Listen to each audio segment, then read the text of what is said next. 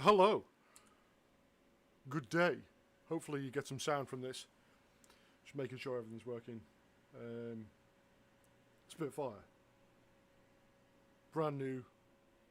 I'm going to be flying around, learning to fly properly, learning to take off, learning to land from what would have been called during the Battle of Britain RAF Middle Wallop is now just Middle Wallop, the School of Army Aviation. It's where the British Army train their helicopter pilots nowadays. But back in WW2, this was the home of, I can't remember now, 609, I think, 609 Squadron RAF, who flew Spitfires, and there was another one. There was another squadron, I'm damned if I can remember the number, they flew Hurricanes, and I believe Bristol Beaufighters as well. Good afternoon, Holler, how's it going? This Spitfire is not to use this type of lexicon, but it's fucking amazing. It's absolutely incredible. I was flying it last night, downloaded it after the group flight, went and bought it straight away on the basis of Steve telling me that it's amazing, and he was. It is absolutely incredible. Like just the level of detail. Like I get a better frame rate with this aircraft, even though it's 3 gigabytes fully unpacked. I get a better frame rate in the sim because there's no digital display. There's no digital, but all the canopy's closable. So if I rotate my head round, oh, I'll tell you what. Is it? Why does it say open canopy? The canopy's damn closed. And it doesn't work. Wonderful. I wonder whether I'm doing something wrong. Okay, the door. Oh, that's why. I gotta close the door. All the sounds work.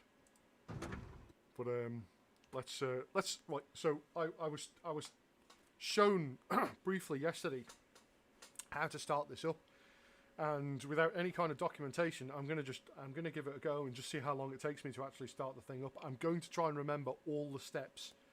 I'm probably not going to, but I remember it.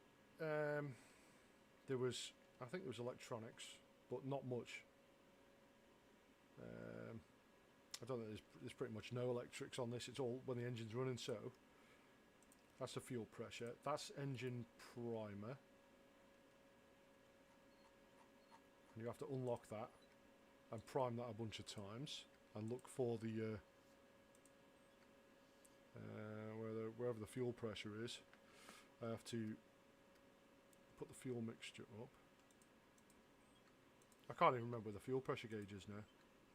Is there one? Am I going mad? This parking brake is on.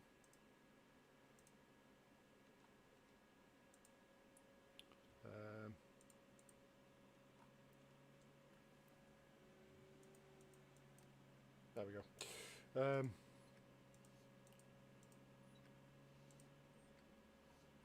Let's lock that.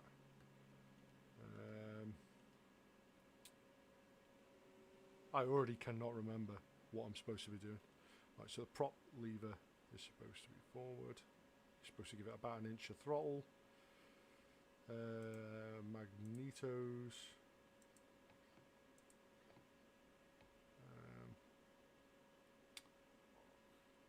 I'm sorry, man. I'm probably not doing this correctly at all, but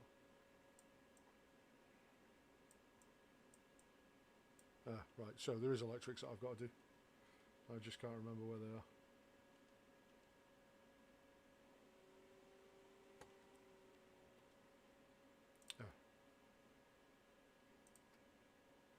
are. Oh, they're under here.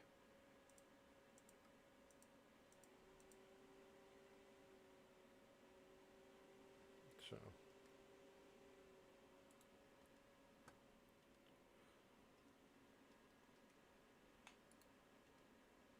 it's stuff like this out. Look at the throttle, and you see the little switch on the throttle.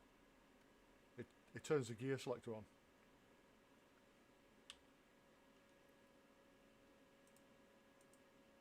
I love that. Is that? Oh, that's the electrics. That turns the electrics on. Of course it does. I'm a moron. Yeah, I don't want to use controller the first time I start it by myself. Steve walked me through it yesterday. But I just want to make sure.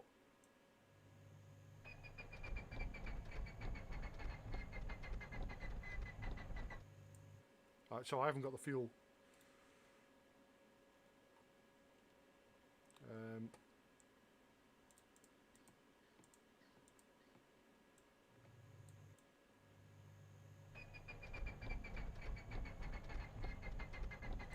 I'm doing something wrong, aren't I? There is somewhere under there a switch, I believe, but not sure. Magnetos are on. I've done the fuel. The fuel pressure knob is not for now. Landing gear. No, I don't want landing gear up. I want absolutely landing gear down. What do I do? What does that do?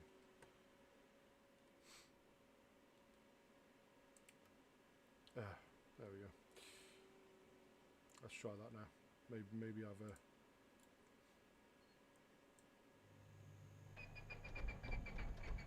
nope.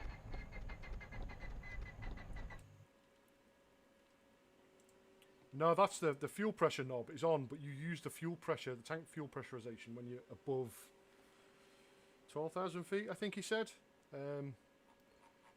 There's the fuel, there's the primer. I don't think it works like as it's supposed to. But I'm not.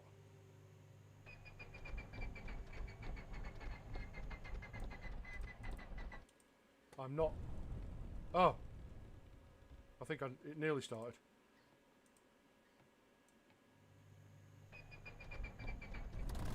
There we go.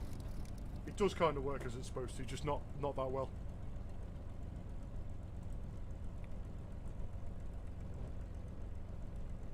But the sound of this thing is incredible. If I just leave it on the park brake and just give yo.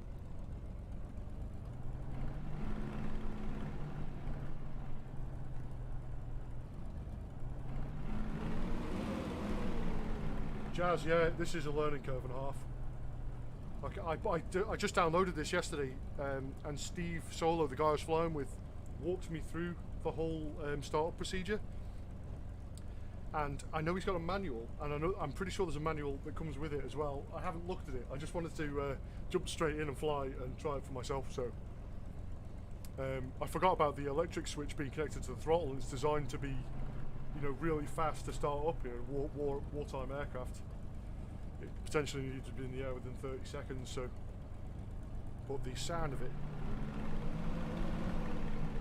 with the canopy open as well. So if I close the canopy, I know that.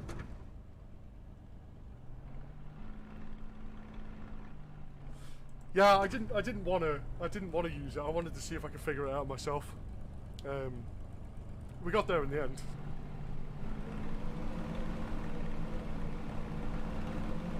But like from that point on, let's go take off and fly somewhere. So we are, if you didn't hear before, I'm currently parked at what would have been called in World War II RAF Middle Wallop. It's now Middle Wallop. It's as it stands right now, it's the School of Army Aviation in the UK. It's where all the British Army pilots go to do fixed wing and helicopter rotor wing training. It's where they all start. It's where all of the ground personnel for the Army Air Corps begin their career training. So no matter what they're doing within the Army Air Corps, you go here to learn your trade training. So you go from basic training, you do your 12 weeks, 14 weeks, however long it is or was, and complete 14, 12 weeks basic training, and then that just turns you into a basic British Army soldier, and then you come to Middle Wallop. And I did a ground handling, signals course, and refueling. So ground handling includes rearming, attaching. You go on to do specialist training after you've been here, but this gets you to some basic level of being part of the Army Air Corps. Let's have a quick look outside. Oh, look at that. And if we look, the building actually that is there, in that red brick building, is actually the. Well, don't nose over on your first trip. That red brick building is actually the Museum of Army Flying. So that they've got some absolutely incredible aircraft in there as well. Yeah, in real life, this place is a full School of Army Aviation. I actually came here to do my trade training when I was in the army. I was in the Army Air Corps, aviation ground crew. Just most stuff like, you know, the ground crew do the, you know, the underslung loads and stuff. I can't remember which way this runway points, gotta be honest, because it's not on the map. It's the largest, or was the largest grass airfield in Europe, and it's a very, very cool place. But what I've been told is this, well, I took off a couple of times yesterday, and it's got one hell of a pull to the left as you take off from the torque. You've got to give it a whole bunch of actually you've got to give it a notch of upward flaps, and then you've got to get it to about, they reckon for takeoff is £8 to £10 a boost. See, there's there. See, I've already crashed it pretty much. The amount of torque that it puts off. Alright, let's give that another try. So it's pointing in roughly the correct direction. Right, and let's just go for it right. So let me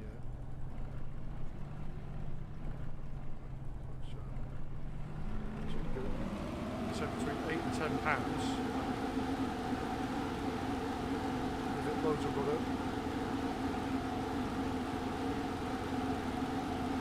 So at least I'm airborne now. Wow.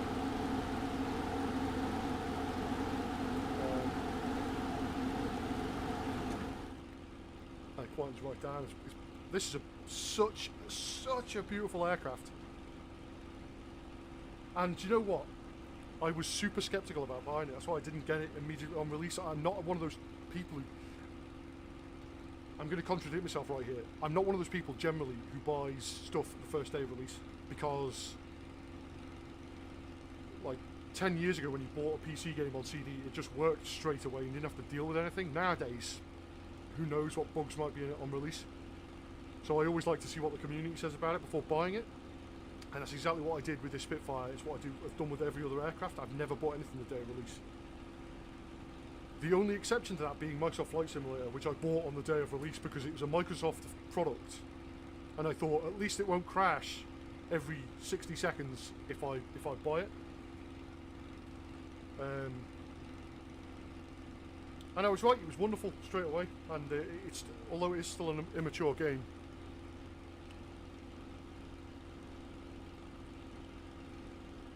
the English Adventurer. I bought this yesterday. Literally yesterday. I just didn't want to be. I didn't want to be on that first couple of day hype train. If you get my, I didn't want to buy it just because it was a Spitfire. I had such high hopes, and then I heard there were a few problems with it. So I just didn't buy it. And I was flying, doing some formation flying with one of my friends in a group flight with you on a Wednesday, and it was. He was flying along and he was streaming it in Discord, and I saw just how nice it was and the sound, and he was saying, and he takes it really quite seriously, and it looked amazing, and he talked me into getting it right there and then. So I downloaded and bought it. I had about an hour of playing around with it yesterday, but it is unbelievably smooth and nice. Now I've got a nice trim wheel. Thank you for following English. And it is like I've got this lovely trim wheel, and it flies so nice. It's everything. Like if someone gave you the keys to a Spitfire, right, and you somehow managed to get it in the air, it flies exactly how you would think it would in your head. I don't. It's, and yeah, it is. Like if I'm only at four pounds of boost right now. I'm just below half throttle. You just wind it up and go, full military power, and you can't break it in the game as of yet. You can't like over temp it over oil pressure, under oil pressure, under temp. But I'm doing 220 mile an hour right now, and it just flies so beautifully, and you can really rip the wings off it as well. And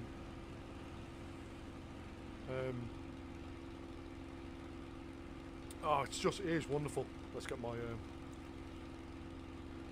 I'm going to be flying in and around Middle Wallop, which was a Battle of Britain base during the Second World War until about the mid 50s, mid to late 50s, 57 I think it was an RAF base, and then was taken over by the army and used as the school. You said the same before, the School of Army Aviation. So there's Middle Wallop right there. Actually, quite nicely represented on the sim. It's got Zulu Strip, the Apache, little tiny Apache helicopter runway, and the two big grass airstrips.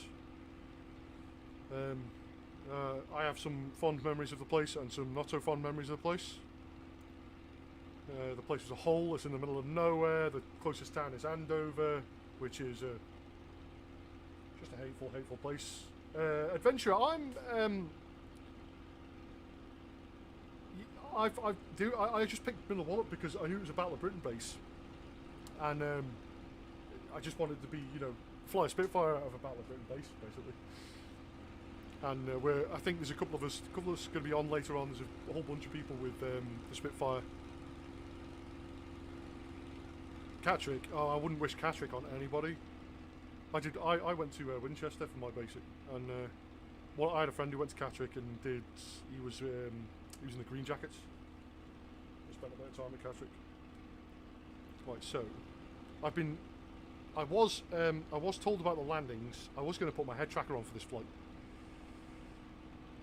I was told about the landings. This thing does not like losing speed. Like, I've got the throttle right back, and I am descending, and it's not really losing any speed. Just like, how much of an amazing aircraft this is. I suppose I've still got a prop that's still spinning in front of me, and it's quite a large prop, so it still has quite a bit of an effect, even at sort of up there, the throttle bottom of the.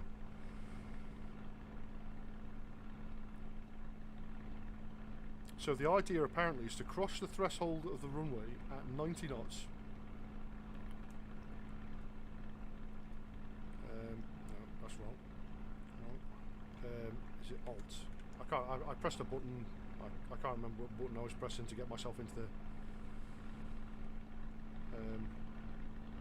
So you cross the runway at about 90 knots. I'm still doing 120. It just doesn't like losing speed.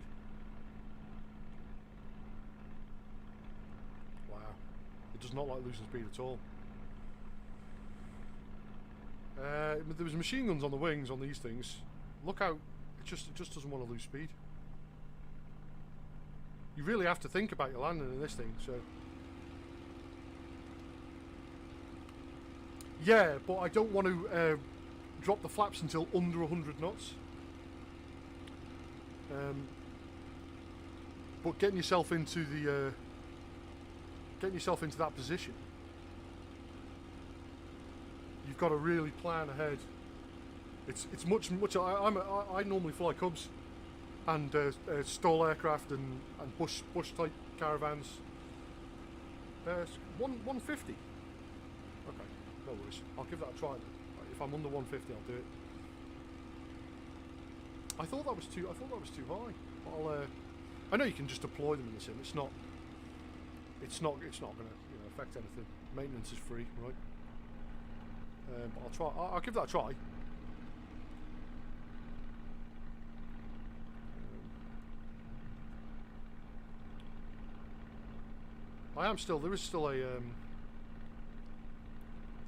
There's a pylon in the way that's been generated by the sim. So I will make sure I'm actually lined up for it. Use the VFR map a little bit. So at least I know where I am. I don't have to look around. Without my head tracker, it's difficult to keep ducking my head around. Let's back the throttle right off. Even the fingerprints on the window, the canopy looks real nice.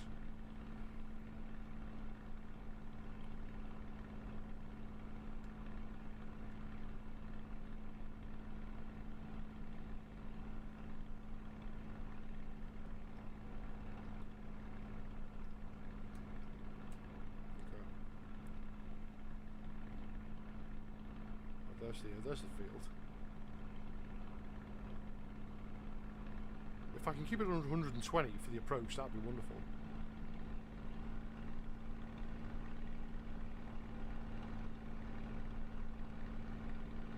I've already missed the runway, haven't I? What a tool. That's okay. Oh, and then deploy the flaps. Way. Get the gear down. Oh, do you know what? I didn't even put the gear up, did I? Lot to learn. There we go. Oh man, I'm already messing this up.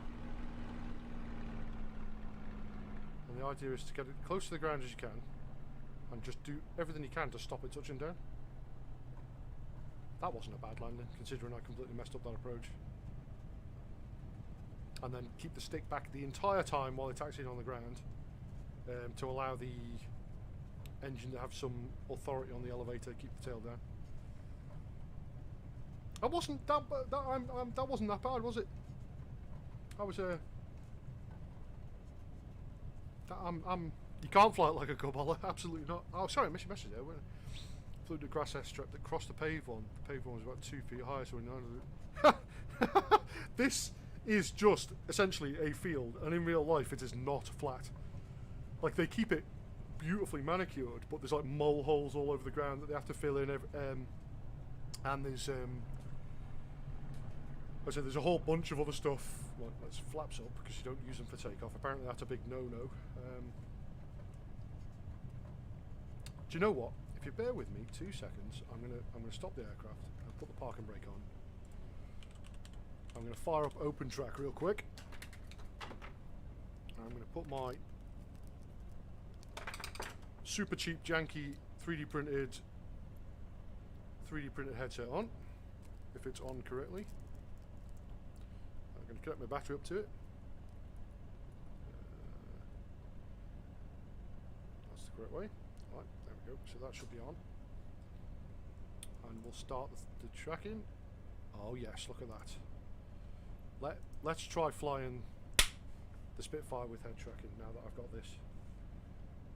We'll open the canopy, get that lovely sound. Magna Duck! How's it going, fella? Right, let's give this one more try, shall we?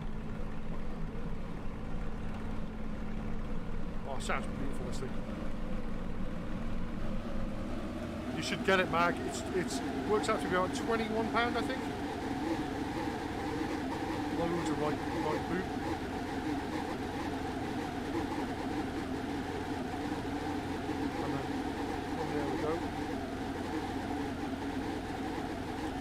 This time. Get it trimmed out a bit better. I've got to set up the rudder trim. The rudder trim is I've got it on the stick here, but it's not actually bound properly. Are you streaming? What are you streaming, Mag? Are you streaming Flight Sim or?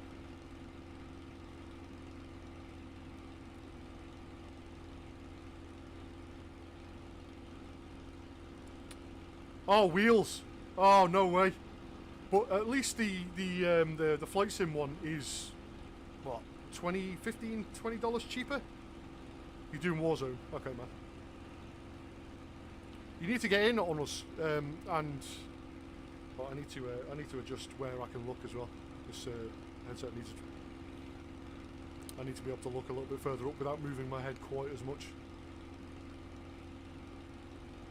But I have it not as sensitive right in the centre. Like right here I need it unsensitive, and then as I move out I need it a little bit better. There's Wallop again.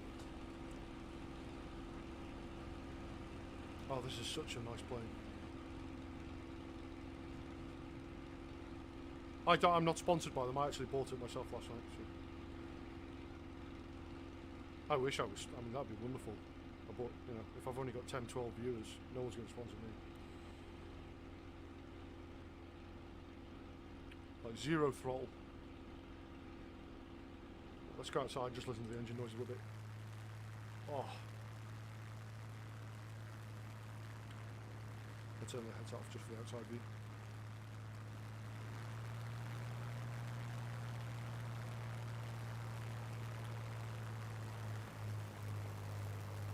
Oh, such a nice aircraft.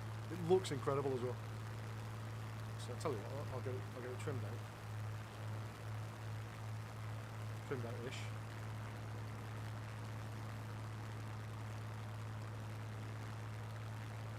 Just give a quick orbit.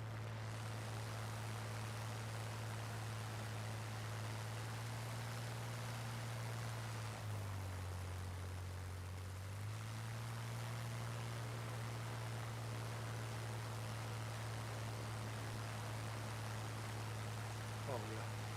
You get a better frame per second in this because there's no digital display inside. Yeah, go for it. No, it doesn't, and I don't use a rudder trim because I don't think in real life it doesn't have a rudder trim. I'm trying not to. There's probably somebody who's modified it to have rudder trim, but I don't use it in that aircraft. Just elevator trim. You don't really need rudder trim in that aircraft. I think the autopilot's only 2 axis as well. I think it's only elevator and aileron.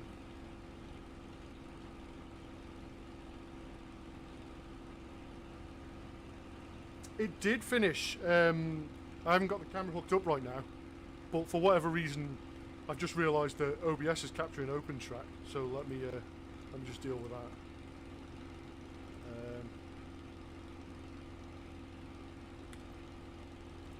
Because that's unnecessary. There we go. Yeah, the 3D printer did finish. It finished about 5 minutes after I finished streaming yesterday, or maybe it actually finished while I was streaming. But I only noticed it a couple of minutes after. And should we pass hard over? Oh, even the engine note changed as I went upside down. Did you hear that? Let's try that again. Actually, you point it up a little bit and then hard over.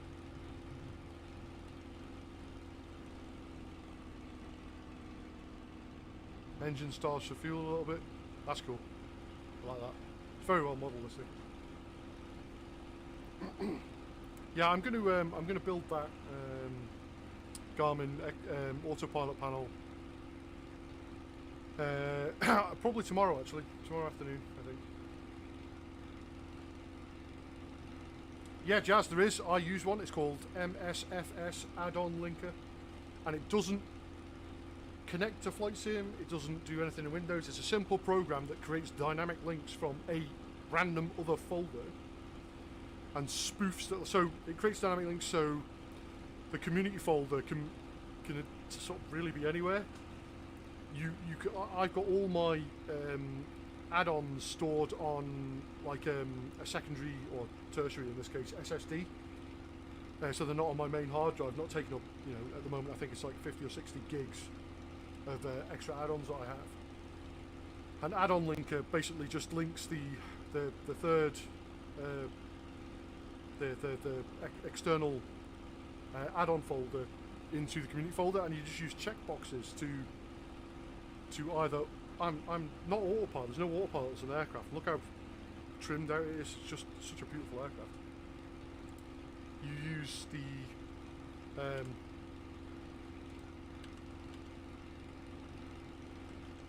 why is my head tracker not working? You use what was I talking about? Yeah, you use the add-on link. It just links the two, and then you just overwrite the files, and you don't need to do anything in the add-on link, and you can use checkboxes to remove everything. It does get. It's actually really handy because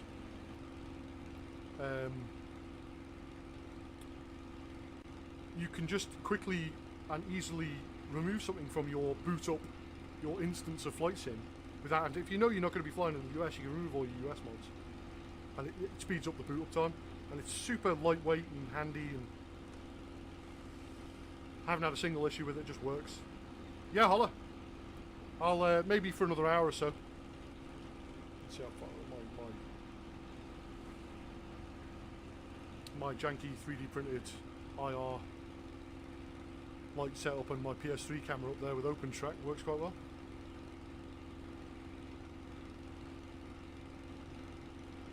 Simlinks, is that what they're called? Yeah, that sort of dynamic linking.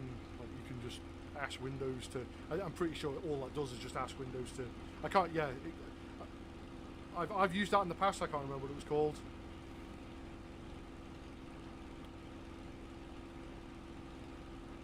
It's on. There's a link to it on our Discord. I think if you look in the add-on section at the bottom, there's like utilities or something, and I think someone's linked it in there. And I think it might even be a pinned message. Old school name, Simlinks. Yeah, I remember them as something else.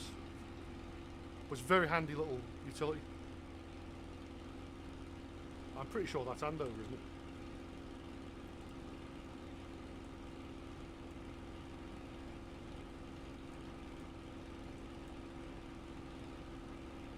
Should we go visit the Isle of Wight? Should we go and bomb over the Isle of Wight? Like from 60 feet off the ground? Yeah.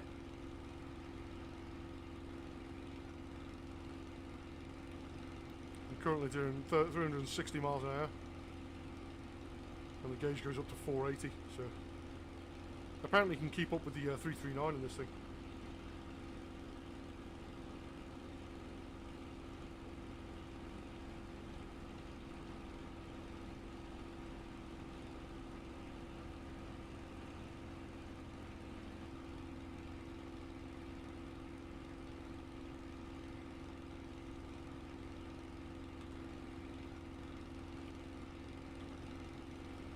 There is a compass just behind the stick there, but it's really quite difficult to see with this headset on. I've got to change it so I can do the forward and back. I turned it off because it was kind of irritating in some aircraft. Because the sideways, it'd map your head moving side to side like that, but it's actually probably necessary in this aircraft. Let's hit the Solent. Bomb down the Solent towards the Isle of Wight and go and pretend we're intercepting some BF-109s.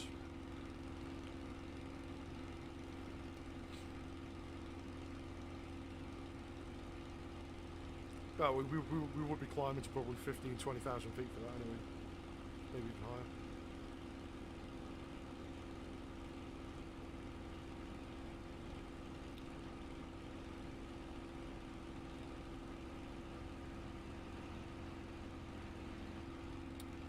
I'm going to be doing some formation flying with a few of these maybe later.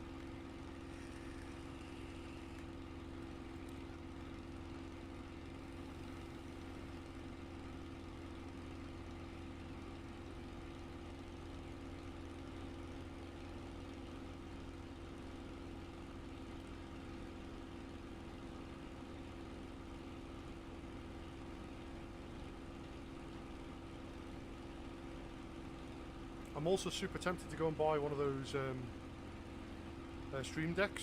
Like I've built my own one, super simple. But I want to be able to control a couple of different applications at the same time with the same device. And apparently you can do that with a stream deck. Oh man, I would have absolutely no problem if a Spitfire bombed over my house.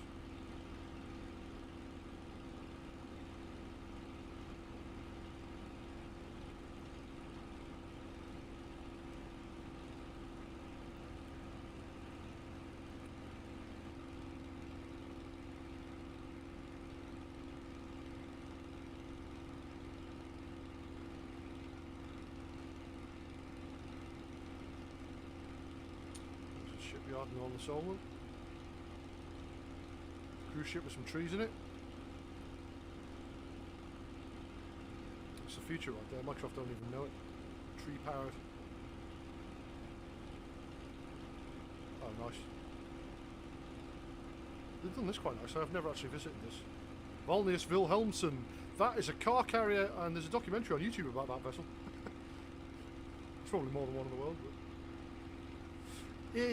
Yeah, potentially. I can't.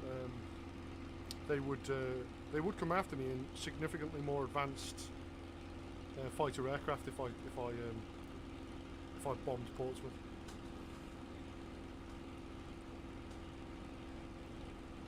It'd be a cool way to go though. If I had to choose. Let's go bomb Portsmouth in a Spitfire, or you know, strafe Portsmouth in a Spitfire and get shot down by the RAF. Imagine the news headlines. Man in Spitfire does £760,000 worth of improvements to Portsmouth. I'm sorry. I apologise. I badmouthed Portsmouth a lot recently.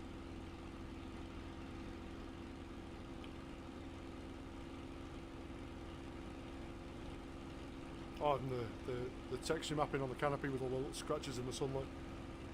That looks great. And the fingerprints there, look at that. There's some dirty old RAF ground handler with his grubby fingers. He's just been topping up the oil and he's just smacked his hand right on the canopy. I can imagine it now, cigarette in his mouth, fueling up. Oh, that'd be wonderful.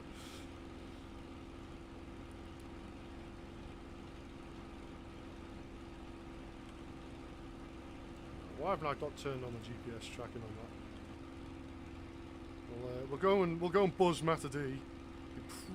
Well, I don't know. He might not have the Spitfire, so you'll see a Bonanza fly over the top of him at 300 mile an hour. Chaka chaka chaka chaka chaka chaka chaka chaka chaka chaka. There we go. That's my impression of a machine gun.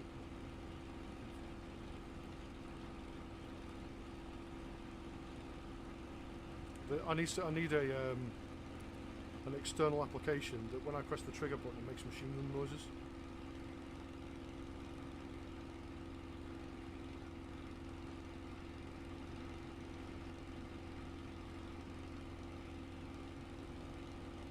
Oh, there's Portsmouth. Let's go and yeah, I think I might have a look at that. I might have a look for that.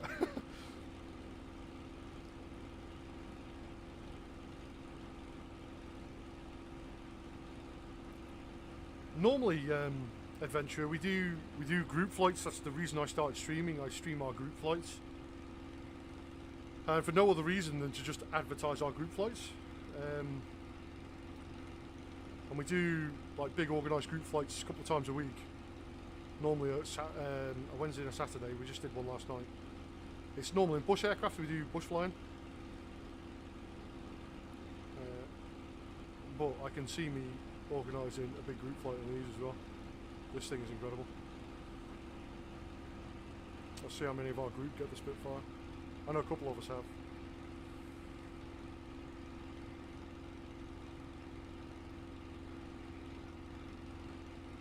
Let's go in there. Let's go and see the Victory. From what I remember, it was quite badly modelled in game. And I've been told allegedly that they've replaced all the cannons with plastic ones and removed all the masts. So, it should be in that corner. There it is. Ah, disappointing. It looks terrible in this.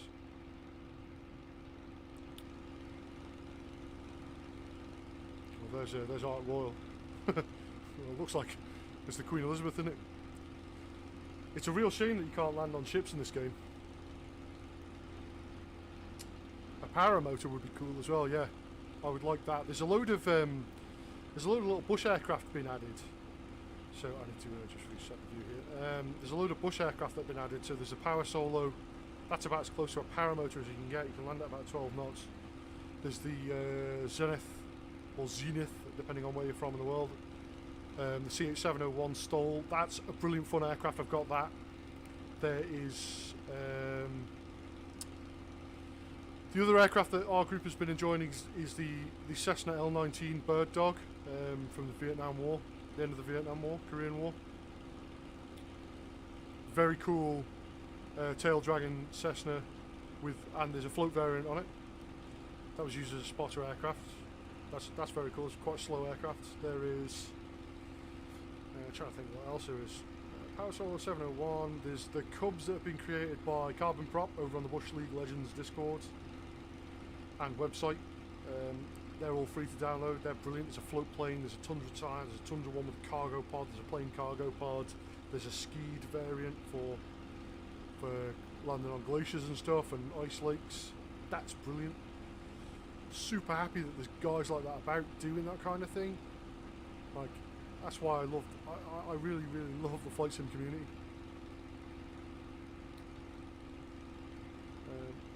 Because there's just so many people that are willing to do stuff like that. One of the guys in our group created about 25 different liveries for Cubs, and he created me a Wacky Racers livery for the pits, a Wacky Racers livery for the Cub with Dastardly and Muttley on it. I can't wait to see the third-party liveries for this Spitfire. Although the standard ones are epic. Like that metal, the unpainted, polished bodywork, like sort of Reno Air Racing type one is incredible. Although I haven't flown that. That's going I said I was going to the Isle of Wight, didn't I? And I've completely ignored that. Yeah, all the ones I've talked about, they're all add-ons. The CH701 is a payware aircraft. The Power Solo is a payware aircraft, but it's not expensive. Someone made a kit fox that's available in the Flight Sim store, but apparently it's a bit garbage. The 3D model itself is really good, but everything else that goes with it just kind of uses standard Flight Sim assets, so it's not really good. I haven't got that purely based on the review. I've yet to see like an updated review of it. If it improves, I'll get it because it's only £8. There is all the Cub modifications, like they're all standalone aircraft for the sim. They're all free and very, very, very high quality, and the guy's working on them constantly. There's like updates almost for all of them, like once a week. The guy really does work hard on getting really nice, accurate aircraft. And he's actually sponsored by Cub Crafters, the actual manufacturer of the aircraft. From what I believe is that whole group is, they're sponsored by Best Tugs, which is, you know, the Mike Patey Draco company. And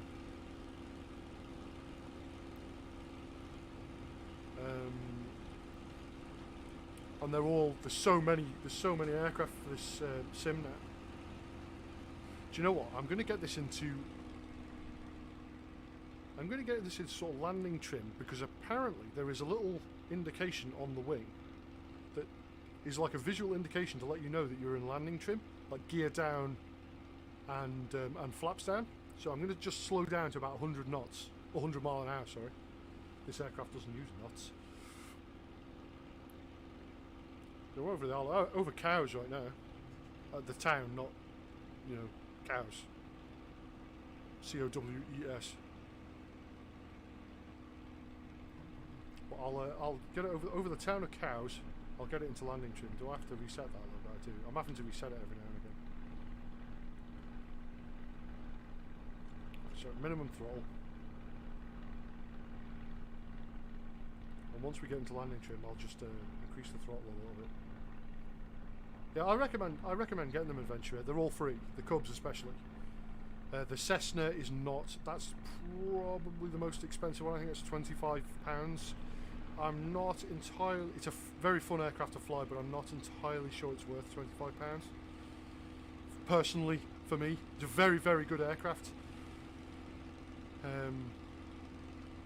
But when aircraft like this are about for £21, I'd pick this 100% over the Bird Dog. Now, why am I accelerating? Landing trim. Let's bring the nose up, slow down a little bit more. You see, it's like, let's get myself completely centered. And reset it. My homemade head tracker needs some work, but it is really quite good for costing me about £10 in total.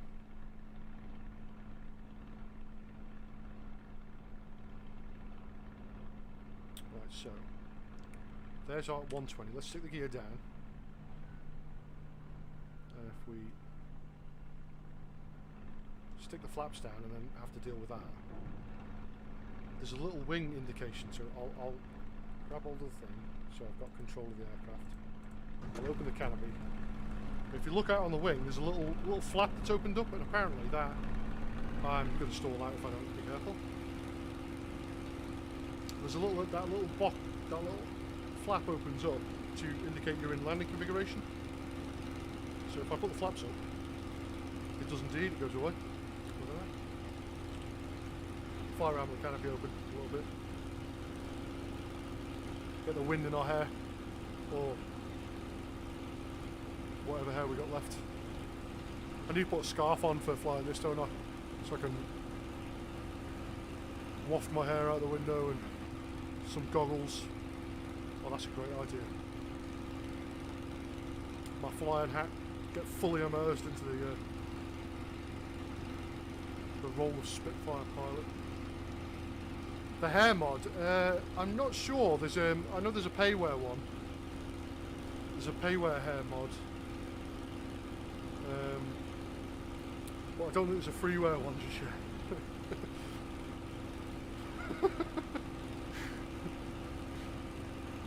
I'll have to see a review before I download it though.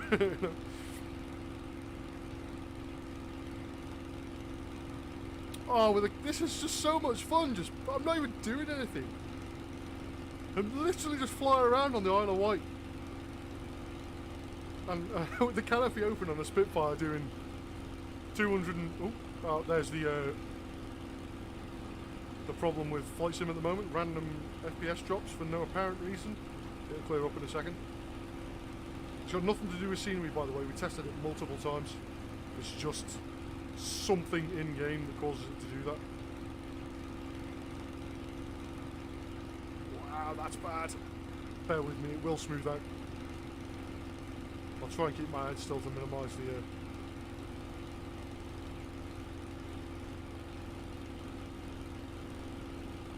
I'm nowhere near any real scenery. I think it normally lasts a minute, minute and a half. And then it'll just smooth out as quick as it came. Oh, it's painful to watch.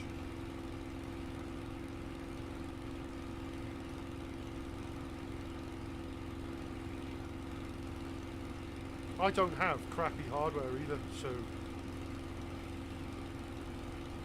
considering it, there we go, it's just smoothed out just like that. There's a random sim bug at the moment. Oh, I love the noise of that big motor.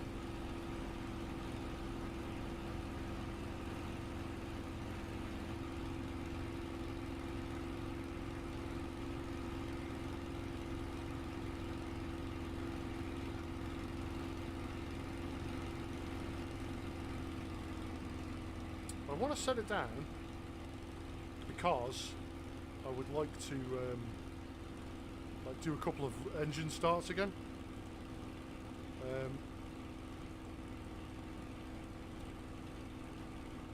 Let's head towards that UGRB.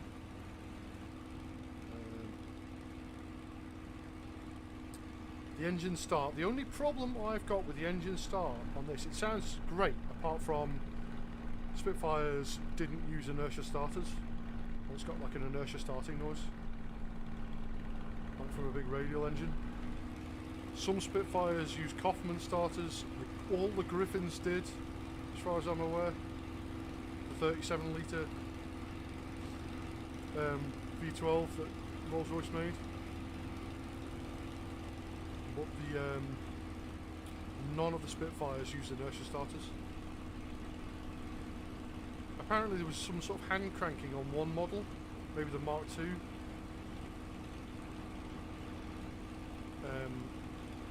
But I couldn't find anything. There's literally no.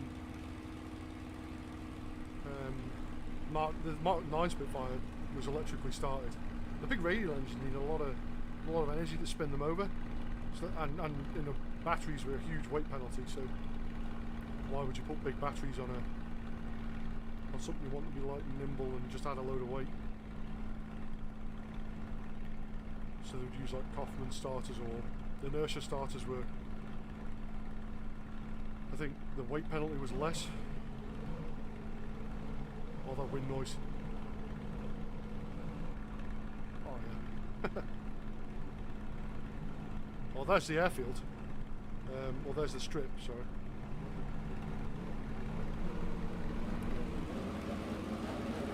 Oh,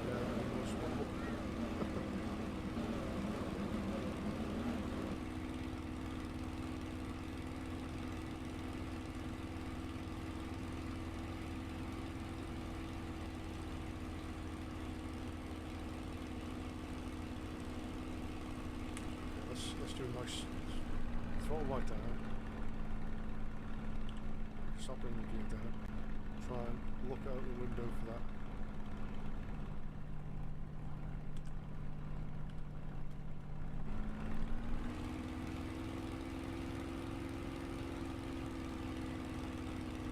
Nope. I can't even see it.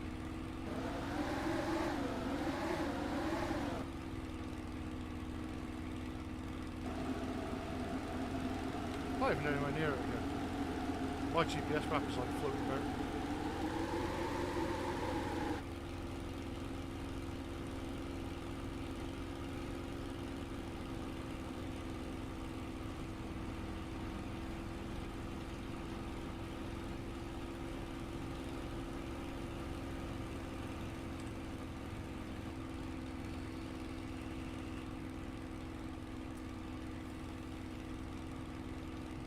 You know what, I'm just going to land in that field.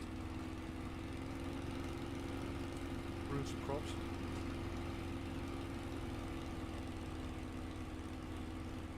Okay. Let's get ourselves trimmed back out a little bit better.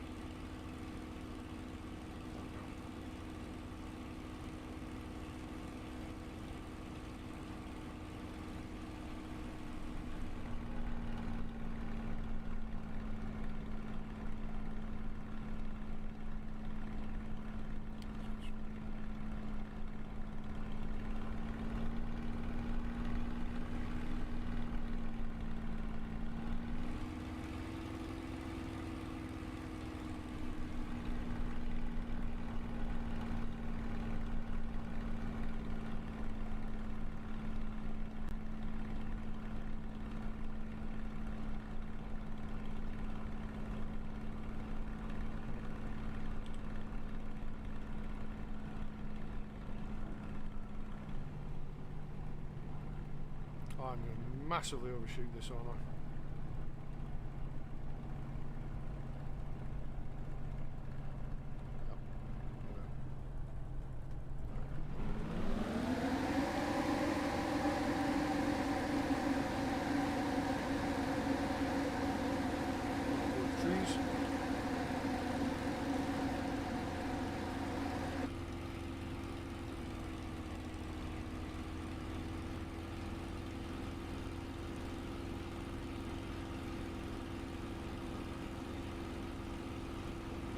Something to adjust that headset.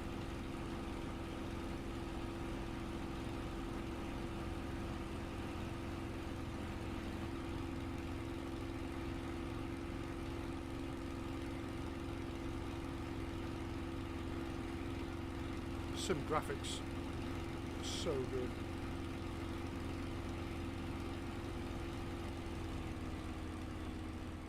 That looks like I'm able to.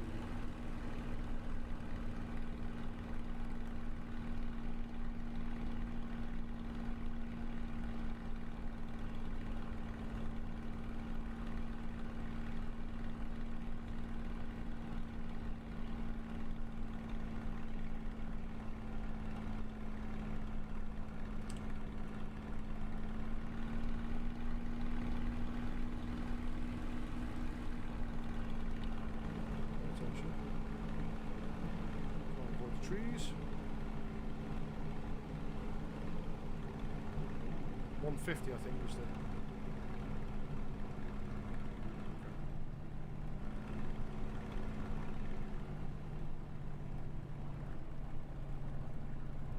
Trying to avoid the road. Okay, too fast.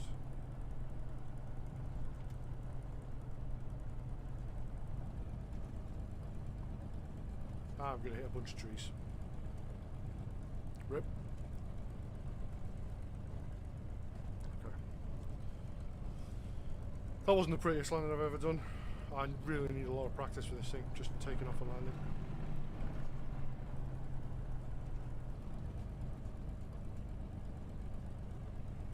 I'm rolling downhill now.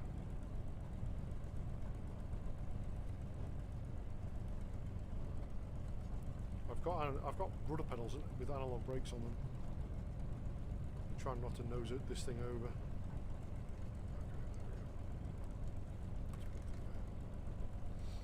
let us kill the mixture.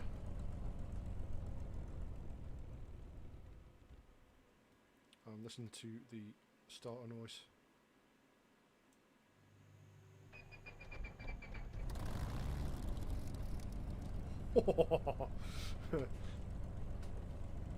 With the exception of the inertia starter, which is inaccurate. Let's try that again from outside, shall we?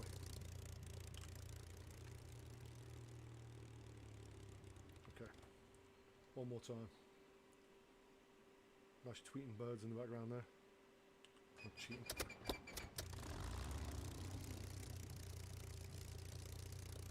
See, the popping and banging from the exhaust seems fine, but they've used a radial engine noise for that.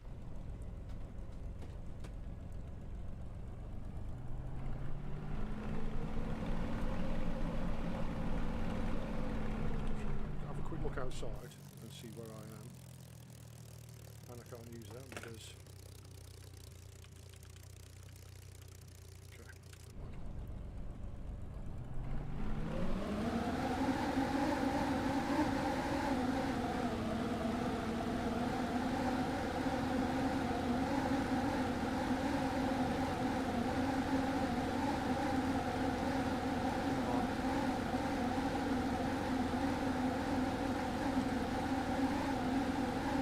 It's a handful to take off. It really is a handful.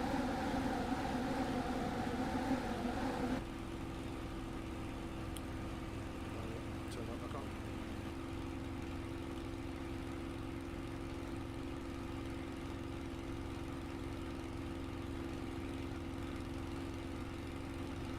I need to adjust the keep saying. Let's go land at EGHF. Try some practice landings.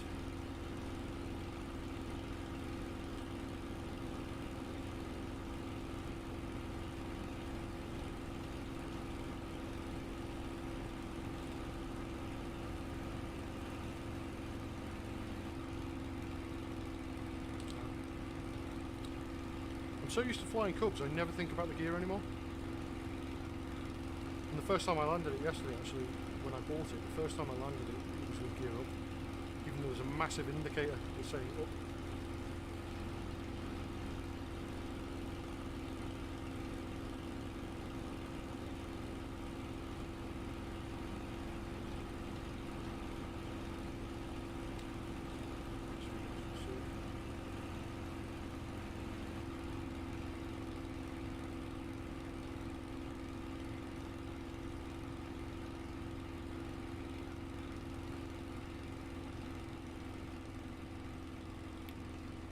If anybody's in any doubt as to whether or not they should buy this aircraft, throw the doubt in the bin. It's wonderful.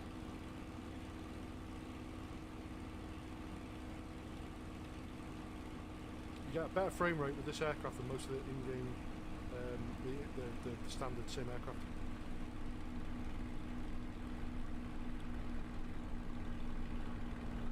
This is way too fast for an approach. Let's we'll do a flyover then.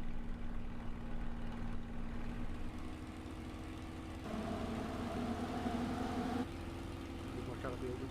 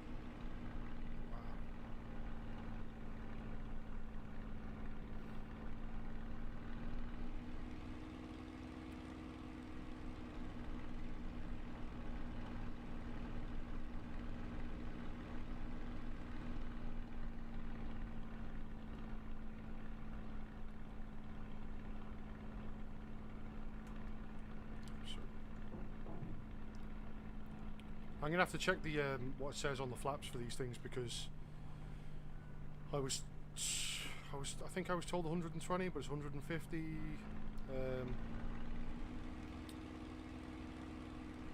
I'm not sure. I'd really like to find out. I don't want to fly this aircraft properly.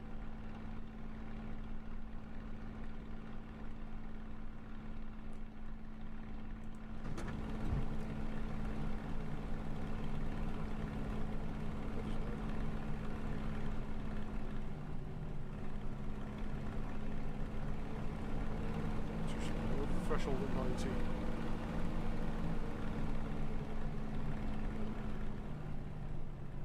Do everything in my power to not let its wheels touch. Oh, that was a good landing. And then hold back on the stick and you can apply the brakes.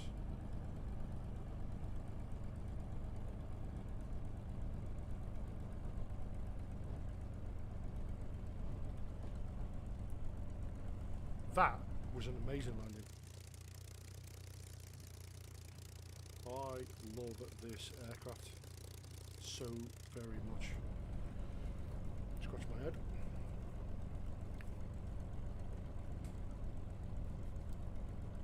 Rhesus it is, isn't it? I bought it yesterday. Flying iron, just a flying iron Spitfire. It is absolutely amazing. It flies so nice. Right, let's one more takeoff, right? And it's a proper handful to fly as well, like landing and taking off.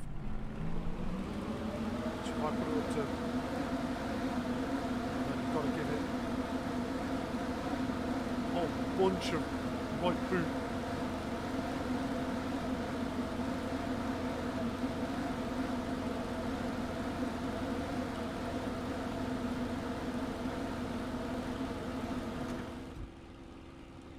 Canopy sounds, apparently they've really quite improved the engine sound. It's far better than it was. But it flies so nice. I think Spitfire bush flight is necessary.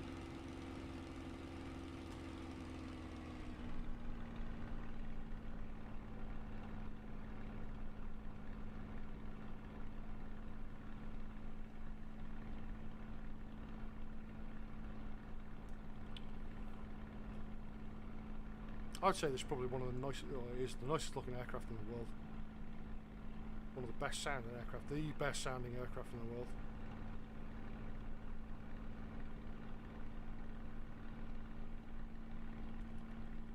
I'm gonna have to find it. I'm gonna have to map a button down here to open the canopy, like the big toggle switch.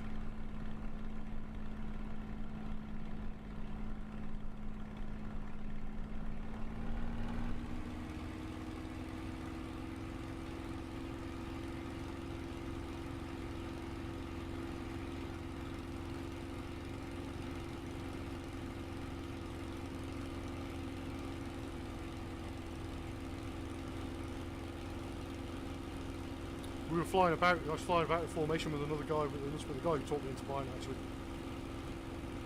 yesterday, and it flies in formation so well. It's so easy. As long as the leading pilot knows what he's doing.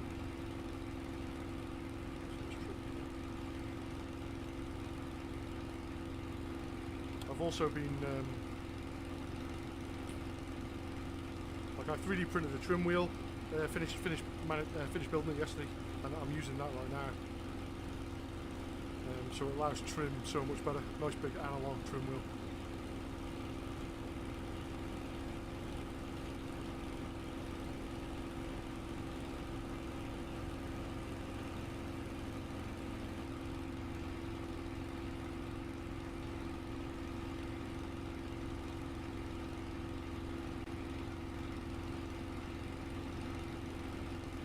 Jazz, oh man, that's exactly what happened to me yesterday. I've been looking at it all week, and some people said there was a few problems with it, which they almost instantly rectified, and they're updating it. They're trying to get that flight model perfect, so you know you can blow up the engine and stuff if you want to set it that way. And luckily I had a PayPal balance of like, I don't know, 11, 12 pounds, so I think it worked out to be 10 or 11 pound for me. Well, I mean, still 20, 21, 22 pound UK money units. But it's like 35 Australian dollars. And yeah, I as soon as he was flying along with me, I streamed a little bit. I used the Discord screen to have a look. Well, there's a hospital. It's such a good aircraft. Like, I can't tell you how good it is. When I messed the starting procedure up when I started at the very first moment, and you've got to use the wobble pump, and you can press Control E. But if you want to start it up correctly. But I'm not. I'm using 2 fingers to fly it. I've got it trimmed out beautifully. I'm at zero psi of boost at the moment. But 4 is the one that we were using yesterday most. But I'm almost 0. I'm less than half throttle. Cruising over Portsmouth, 250 mile an hour.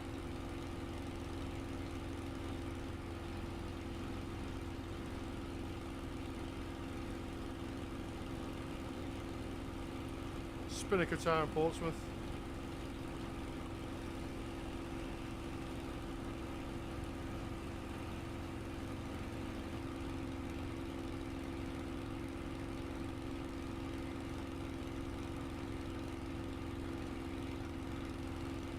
I'm going to sort out. I'm using a stick. I'm using an X52 HOTAS. I was looking last night and today.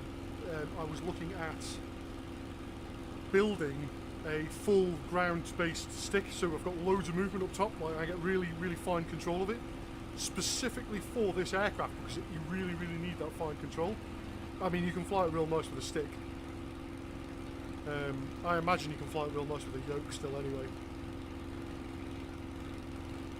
If I show you the actual mechanism of it,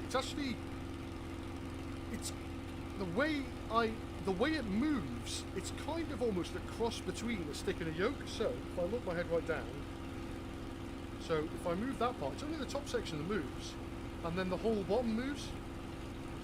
So it's the way it works, it's kind of a cross between a yoke and a stick. And there's a guy, or there's a team of guys who have 3D modelled the whole thing, including the trim wheel and the throttle quadrant, and I believe they're 3D modelling the whole thing and allowing it to be downloaded for free, which I already have done. And I wanted to build the whole damn thing and 3D print the whole thing.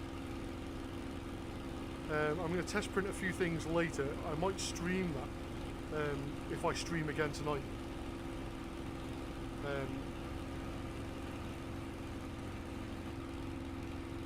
I'm going to jump off maybe about 20 minutes or so, because unfortunately I have some IRL things to do. I just wanted to jump on and guilt people into getting the Spitfire, and it looks like I've succeeded. Turn that off for a second.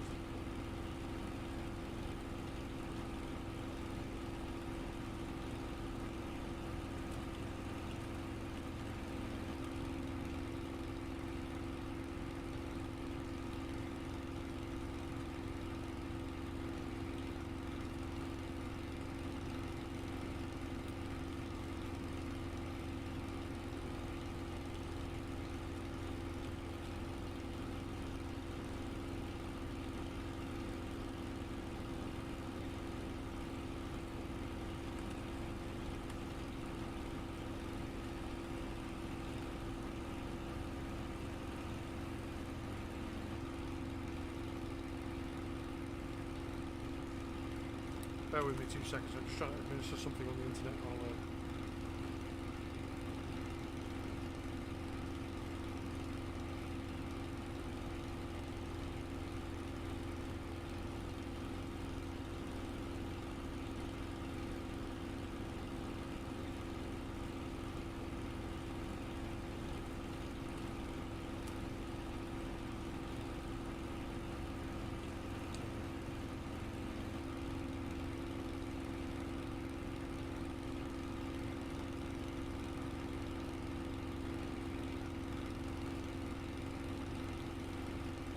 see, let's go, let's climb.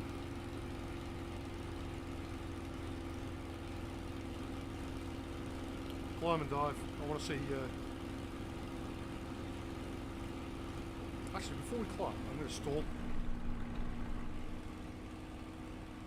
So I'll keep my nose up. Let's move dude off. It's good, Mag. I love it. I've been extolling its virtues for the last, well, the last hour to anybody who'll listen. I'm just stalling the aircraft out now. I just want to see what it feels like.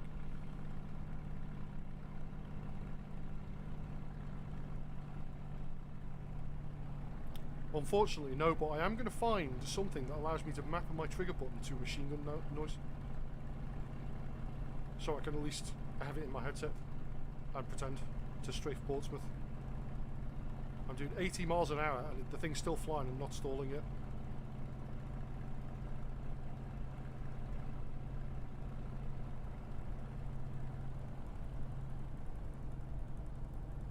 Okay. 75 mile an hour.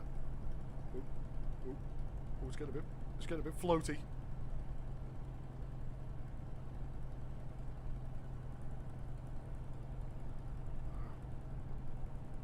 It's difficult to keep the nose up. I'm pretty much stalling right now. Yeah, I am stalling. I am descending. Ah, there she goes. About 80, no, 70, 71 knots, something like that, stalled out.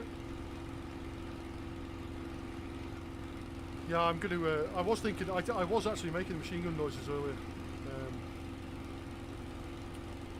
But I want to find a little program that I can just bind to the trigger button. And make the pew, pew, pew, pew.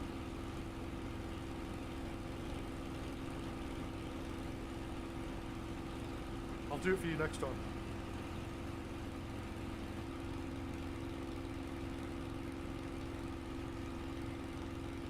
I got a feeling I've made my head bleed by scratching it too hard. I don't know. I'm not sure. Where there's no sense, there's no feeling. Like.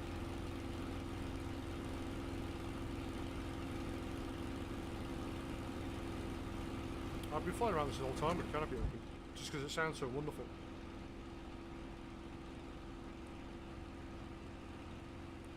Let's trim it up a tiny bit. Having a trim wheel and a set of rudder pedals, I recommend it. What I'm thinking of doing is actually, like, I'm not sure yet. I've got to see how much overall they cost me to do, but I'm thinking about making a few of these trim wheels. It's got a trim wheel, it's got a rudder trim potentiometer on it as well. It's only a potentiometer. I'm going to see how much it actually costs me to make, and it's because it's not much. And I might build a few and give them away, or I'll build them and give them away as a kit so people can build them themselves. It's not super difficult to build or anything, but you need a soldering iron. I don't know. There seems to be a lot of people who don't have a 3D printer, and I'm kind of in that lucky bracket that I've got a good one. And I might give away some of them. It's a while away yet. What I did with my friends, if I can find it, I used to build and I built and designed a few. So on that is a little it's got a 15 key keypad, but it's got a potentiometer, and I built that specifically for driving vehicles around on the surface of planets. Specifically the ROC Grey Cat mining vehicle in Star Citizen, because I can use the potentiometer to control the mining laser. And I built a couple of them, and I sent one to my friend in Colorado. And I customized it with his in-game name, and I can do that with these.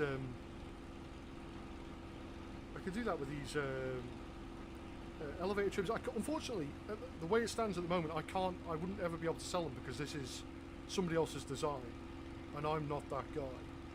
But I don't think he'd have any problem with me making a few of them and just giving them away. So I might do that.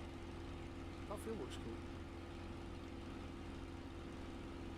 I'm just really enjoying looking out the window and enjoying the scenery in this aircraft. This is another one of those. Do you know what's going to have to happen now? I'm going to have to do a super long duration flight in this aircraft, aren't I? Like I did last Friday.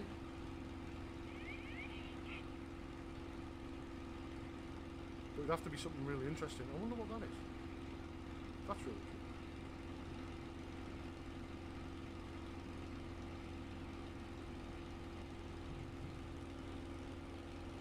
Oh, sorry, I need to tip my head over this way. I'm getting a bit of a crick in my neck, holding my head over there. Let's pull the power back and see how well trimmed out we can get it. It's supposed to, like, so Jazz, it says in the documentation that you really need a rudder trim in this aircraft, especially for, you know, takeoff and landing and stuff, or takeoff specifically. And this does have a rudder trim potentiometer on it. I just haven't bound it to anything. I really need to go through all of them. I bound what I thought it would be, and then I couldn't get it to work, and then I bound it to elevator trim for the Cub, but it doesn't work in that either. It's not like an analog axis. It uses it's like a digital button press.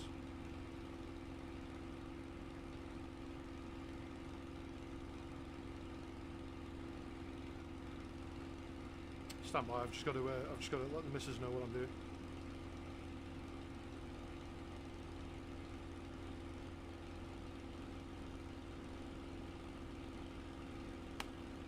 There we go. Just so she doesn't run down the stairs and immediately start shouting about her day, which I have no problem with. But it's kind of distracting.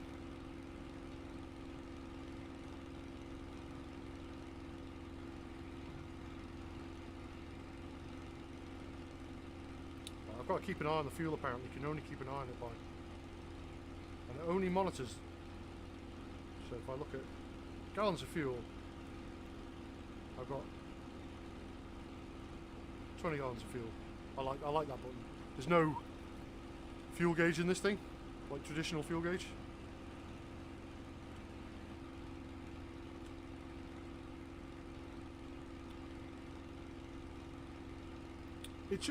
Like I was saying before, I think I started waffling again like I normally do. Jazz, it's supposed to respond to rudder trim. It does have a rudder trim. So you got the big trim wheel just there. It's tweaking a little bit because of my potentiometer based trim wheel, but it does have a rudder trim somewhere. Yeah, I am a total and utter new guy when it comes to this aircraft. So I intend to be flying from around, well, later on tonight anyway, and doing some flying with a couple of other Spitfire guys.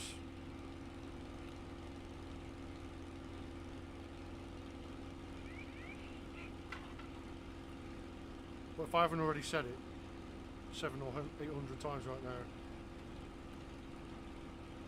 if you haven't got this aircraft and you're wondering whether you should or not, get it. I did that last night. I only got this last night and it's already fantastic. Let's do it. There's one.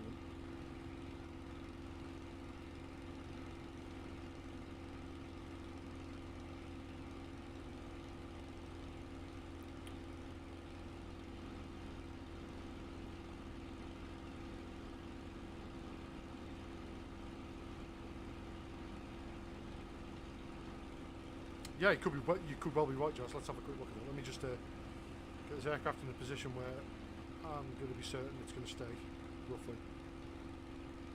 Okay.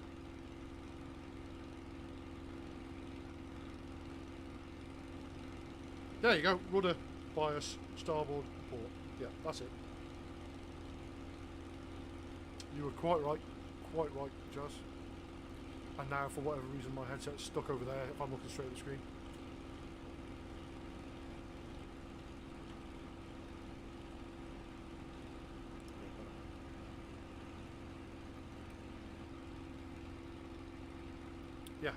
Yeah, good spot. I didn't spot that. And dive bombing.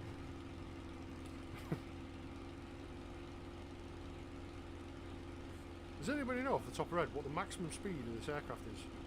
The sort of VMAX.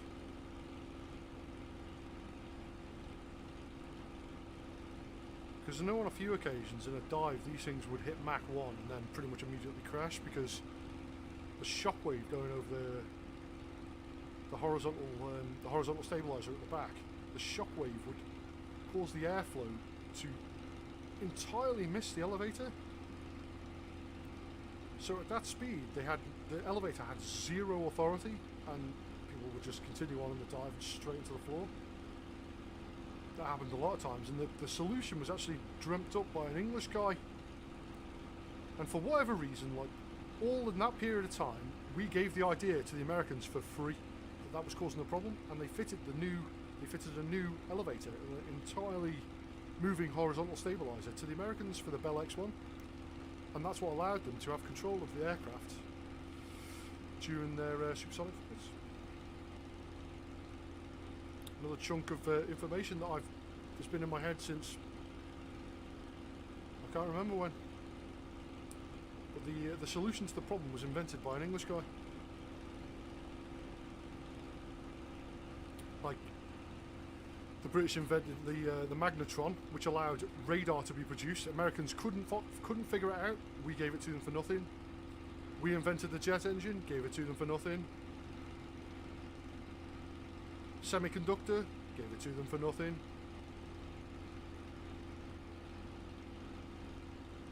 And not a problem.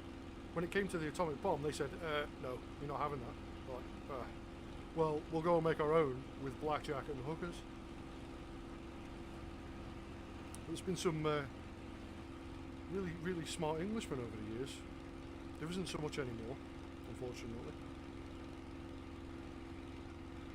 There's a few. Professor Brian Cox is a bit of a genius. TV personality. There's probably a few brilliant English scientists. Yeah, probably. Yeah, we did that with the plague as well. Yeah, yeah, yeah. Quite correct. Yeah, it's not all been positive. It's quickly hard. I'm not trying to badmouth American, any American.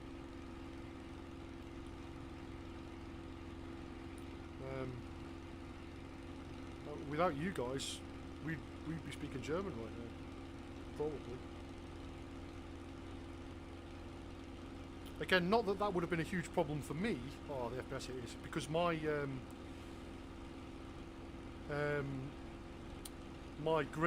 great uncle Rudolf was the head of the German weather service in the Second World War, including head of the weather service for the Luftwaffe. So, I mean.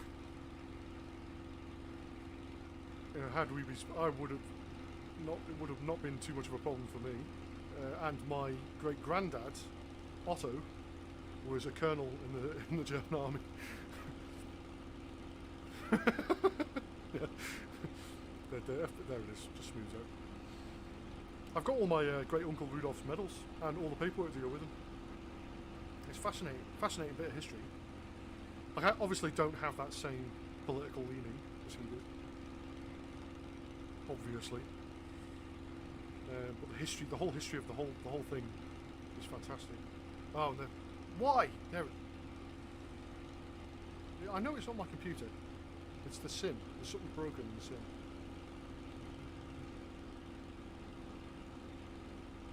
Oh, the UK. No, I don't have a problem with that. The UK variant. That's fine. First discovered here. I would say chances are it didn't originate here. Like a lot of them, like the Brazil variant that they're trying to push it onto at the moment. And there it goes again. I probably didn't even originate in Brazil. It probably originated somewhere else. But the first place it was discovered was there, so that's what it gets called.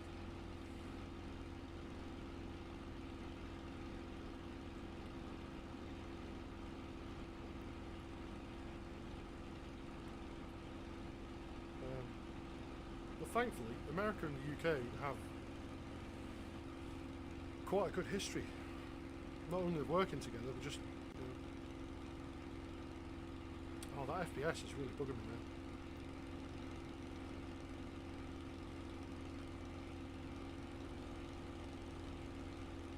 It's not the new aircraft that's causing that. There's something in the sim that's broken.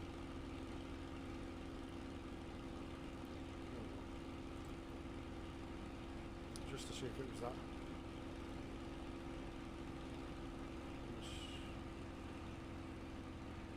I was looking for an airfield actually. Let's head for EGLP.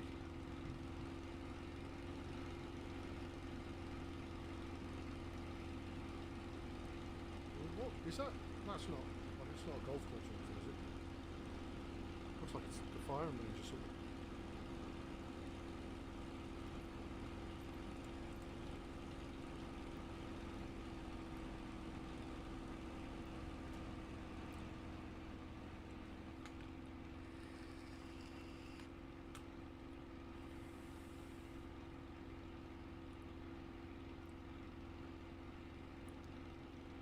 You don't have to worry about at any point insulting me.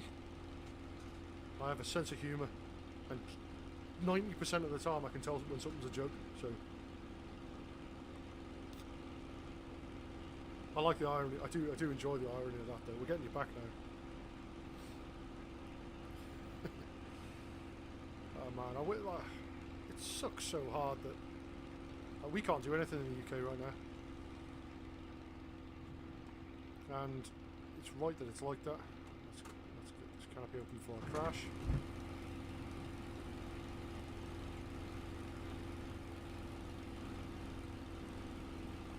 Oh, this must be a little like glider field or something. Okay.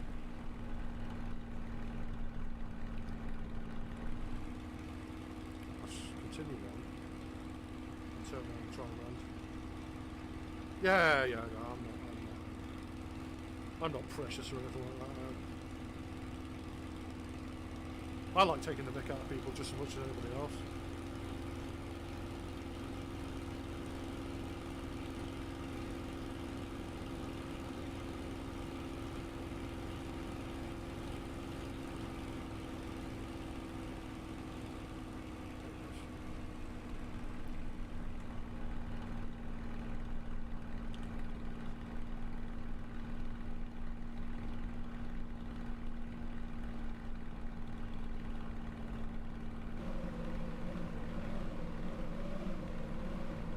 Too fast.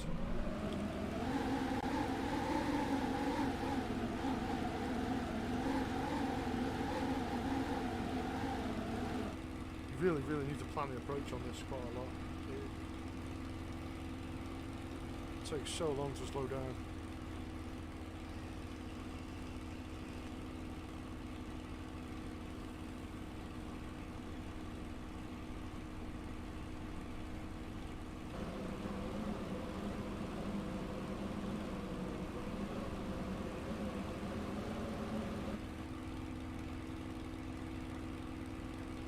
Definitely need to make the sound of the wind noise of the canopy just a tiny bit more progressive.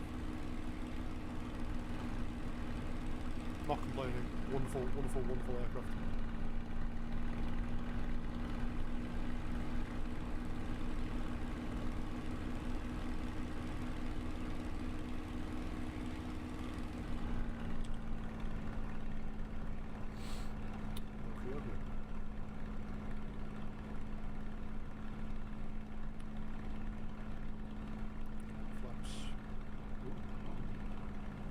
Flaps does give you a bit of a wallop.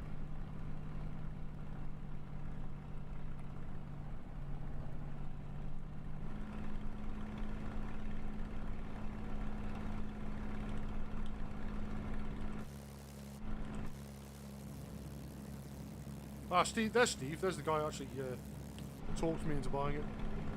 I'm not even landing at the airfield, am I? I'm doing a US Air Force Globemaster trick.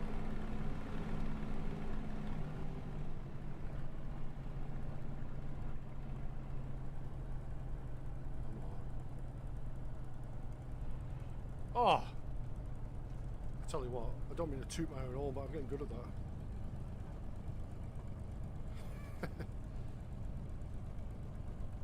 That was...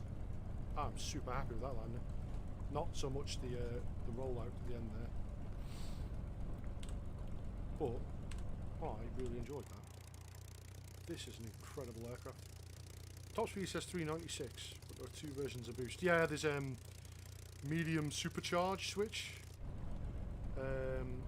just down there. It goes on auto, but I can choose. Steve explained that to me yesterday as well. He said medium. It is medium supercharging, I believe. He's actually flying around at the moment. There he is. He's in the Spitfire as well.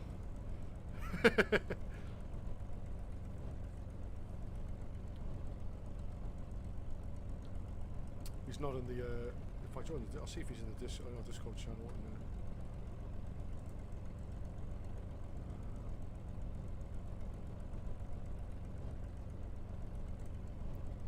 I'll see if he joins up. He might not. No big deal. I'm only going to spend another 20 minutes or so in game. Jump off, do some IRL stuff. I'll probably jump back on again.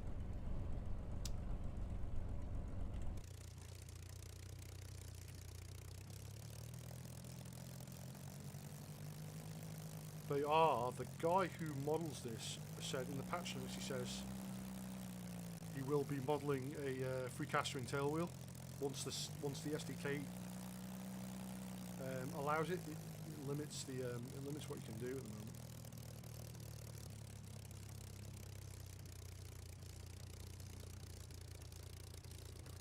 Let's see.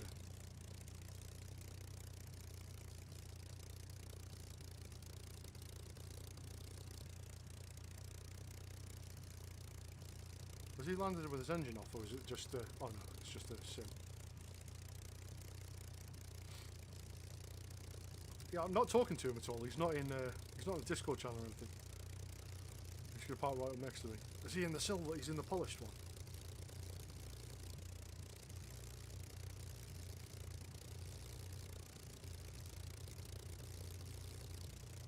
This guy's a far better Spitfire pilot than me.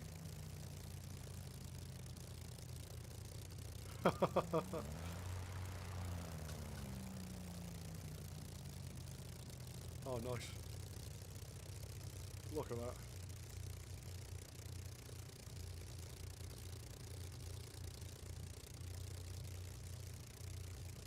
Hi, Steve. I don't know if you're watching. If you're on the stream.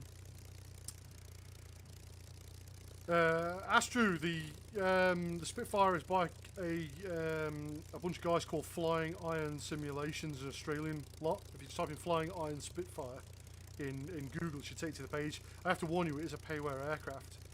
But beware, they do a version for X-Plane 11, which is, I think, $50, but the flight sim, the MS Flight Sim version is $35. And it's a very, very detailed aircraft. It's very, very good, and I 100% recommend it. But it is 35 Australian dollars. So, depending on where you're from, it works out to, I think Jazz worked out before, was it $27 US? It's about 21, 22 pounds UK, and then probably a couple more if it's euros in your, or whatever money units you are using. It is a payware aircraft though. And I held off until yesterday, until the guy who's parked next to me talked me into it, Steve Solo, and it's perfect. He talked me into getting it last night, so I downloaded it last night, had a few little runs with it, went to bed, woke up, played some Rainbow Six Siege with a couple of mates, and then immediately got into the Spitfire again and decided to stream it. So 100% recommend it though. And I'm not a reviewer or anything like that. Obviously, I'm not sponsored by them. That would be lovely, but I'm not.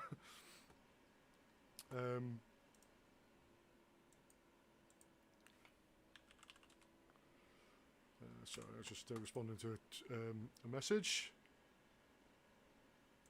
Bear with me 2 seconds.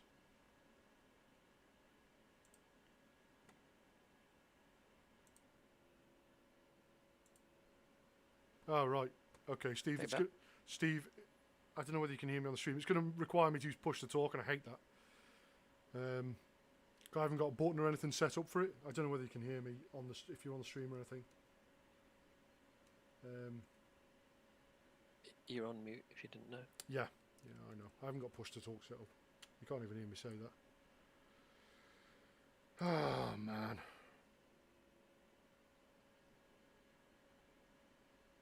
Where's the push to talk?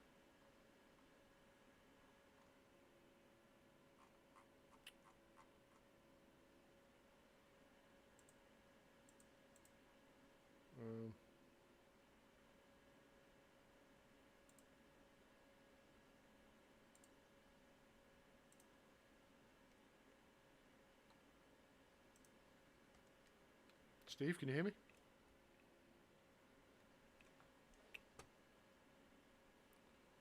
I apologise. I'll be just a second.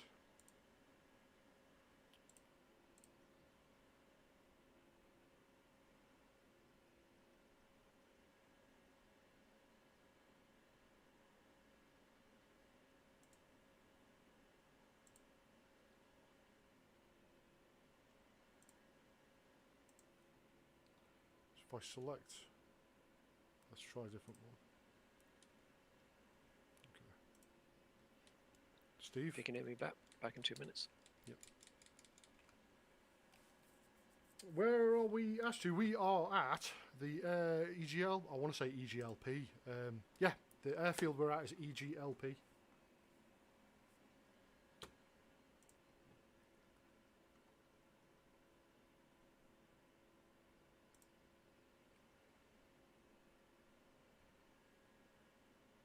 If you stand by, I'm just trying to sort out my the keybind for push to talk doesn't work.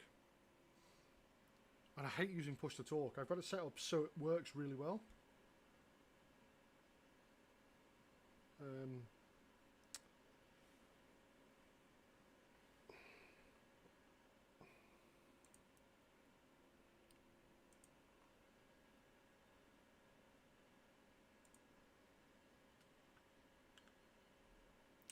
Let's give that see if it'll let me talk now, shall we?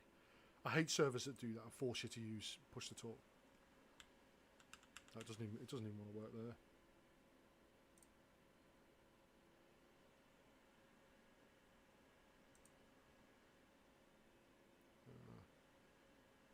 Literally click push to talk.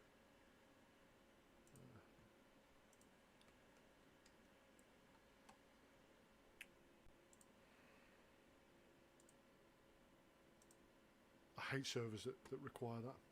Steve, mate, can you hear me? There, at least it worked that time.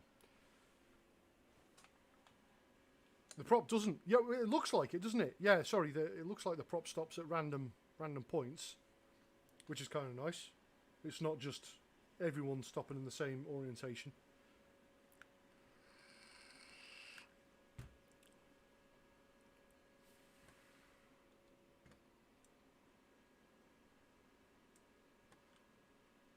Yeah, if you see Steve's there, it's stopped in a slightly different. It stopped. Shall we see where it stops again? I'll fire it up.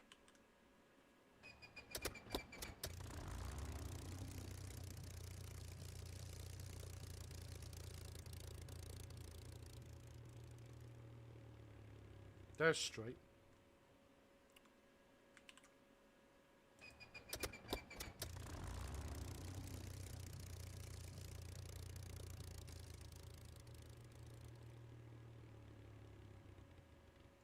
Okay. Killing the battery doing it this way, aren't I? Let's see, this is the third attempt. Maybe it's the two. Do you know what? I'm not gonna get too cross about that. Astro, we are on North Europe servers. We use it for all our group flights, and a bunch of the guys from the US and Canada use it as well. We've never noticed a problem with like ping or flying in multiplayer.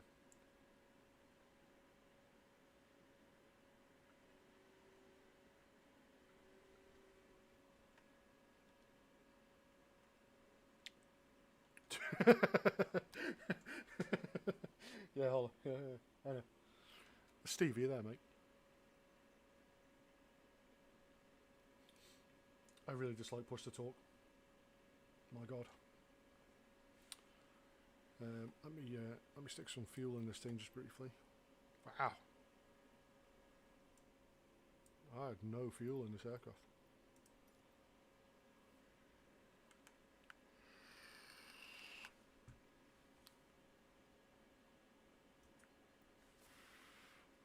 No fuel at all. Yeah, that's true, no problem.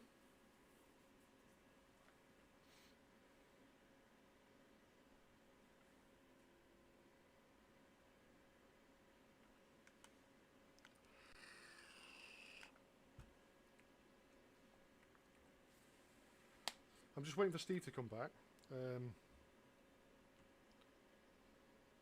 He should notice that I don't have the muted symbol next to me.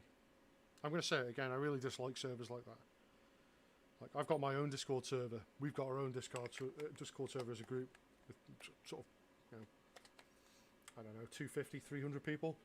Never had a problem with the voice activity before, really. You get the odd one where you can hear them breathing, but you just ask them nicely and they deal with it.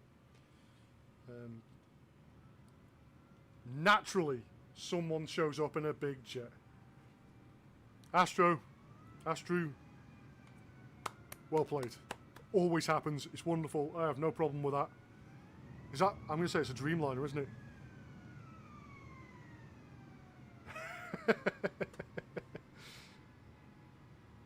Good effort, man. I'm back. Hi, Steve. I finally managed to figure out the push to talk function. I really dislike that. I use voice activity normally. It won't let you do it in the server.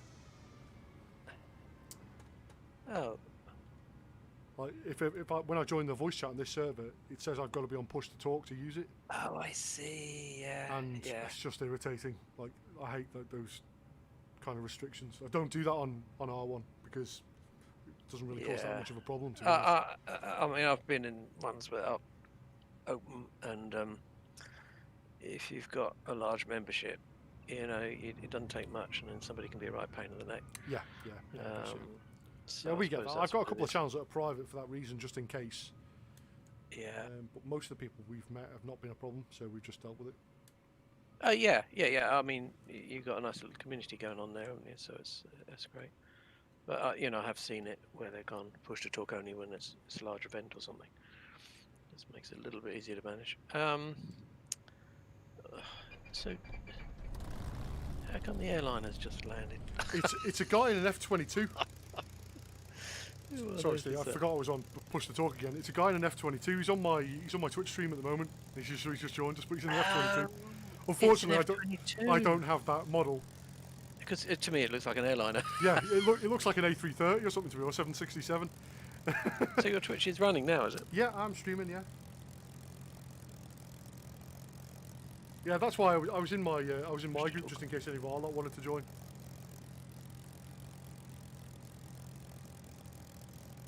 If any of them mention it, I'll have to jump back into that one. Oh yes. Apart from the inertia starter, I keep saying it.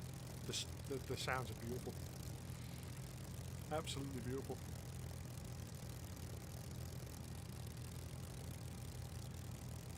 Well, I'm gonna fly around. I'm gonna jump off actually shortly, probably about 15 minutes, because I've a couple of things to take care of IRL.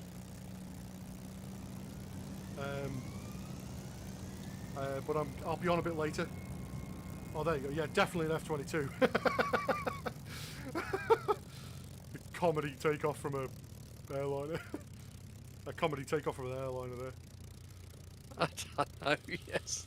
Sorry, I keep forgetting that I'm on push to talk. It's really annoying because I never use it.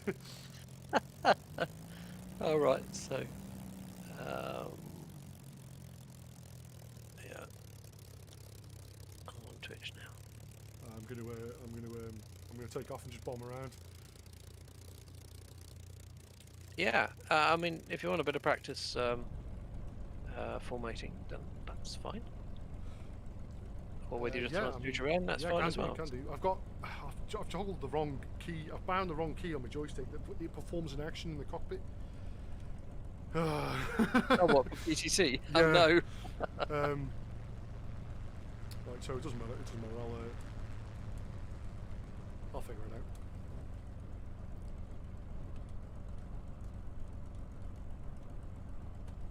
On DCS, I had a funny time where the boss man was taking us to the the firing range, and we were going to do some. We were checking some. We had some unguided missiles. Oh yeah. Anyway, we took off in formation. I'm in trail with him, and he asks me if everything's okay, and I press the push to talk button. Bloody fired rockets at him. Yeah. Oops.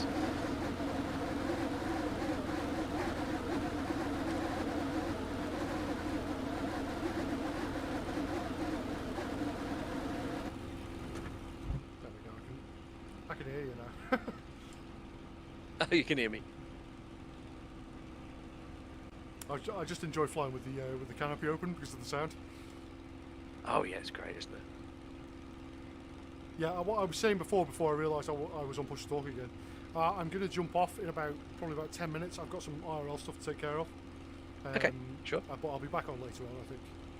You guys are going to be flying around, I imagine. Yeah, absolutely. And there's a stream starting at 8, which will be part of that. Probably talking in this channel. So, you know, tag along. Yeah, no There's worries. usually somebody to form up on.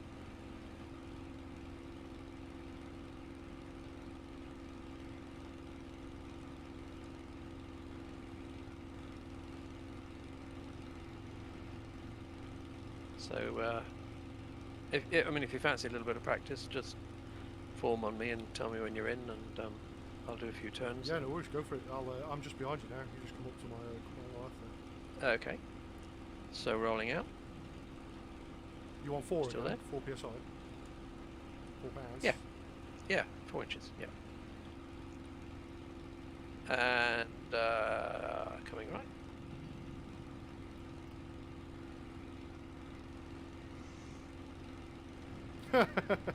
Still there? Yeah, I am, yeah. Yeah, I am, mate. Sorry, again, forgot to push the talk. I'm behind you. I've just got in my quarter window. I'm just trying to sneakily catch up with you.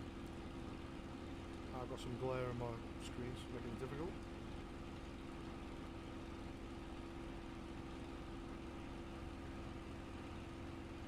So if I'm turning right, then you want to put me in your left window to cut the corner. I do indeed, you're quite correct. So you probably will spend most of the evening just trying to catch up with somebody or other.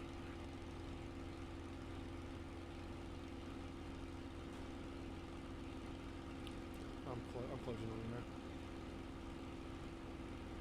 Faster than I would like, actually. Yeah, that's the next problem. So if Right, I backed off, I'm slowing down a little now. if you come below me, then as you raise the nose to join, it can slow you down.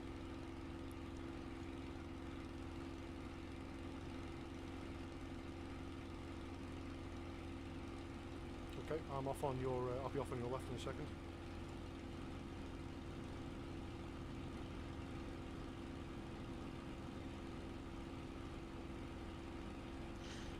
Oh, and also, if you try and join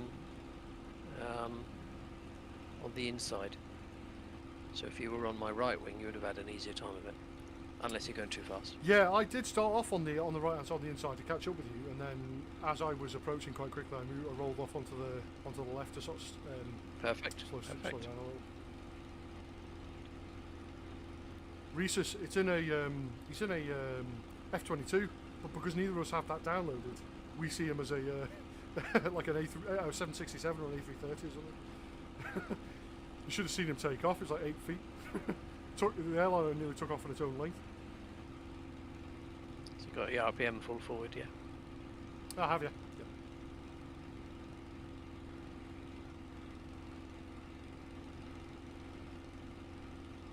So, yeah, I have. Yeah, I just need to practice. Sorry, I keep forgetting I've got push to talk on. It's really irritating because I never use it. Memory overload. Plus, I've got to move my hand to hit the joystick button every time I do it, which stops me having a light grip on the stick. Of course, yeah. So I'm going to go back onto the right hand side, on the right hand side here, so I can catch up with them easier. Trisan, hello. Pull up.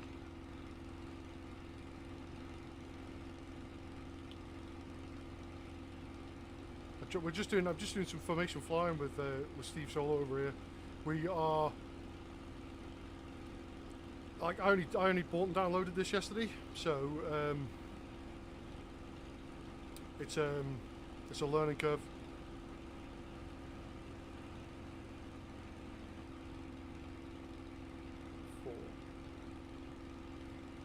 Formation flying with James May. Yep.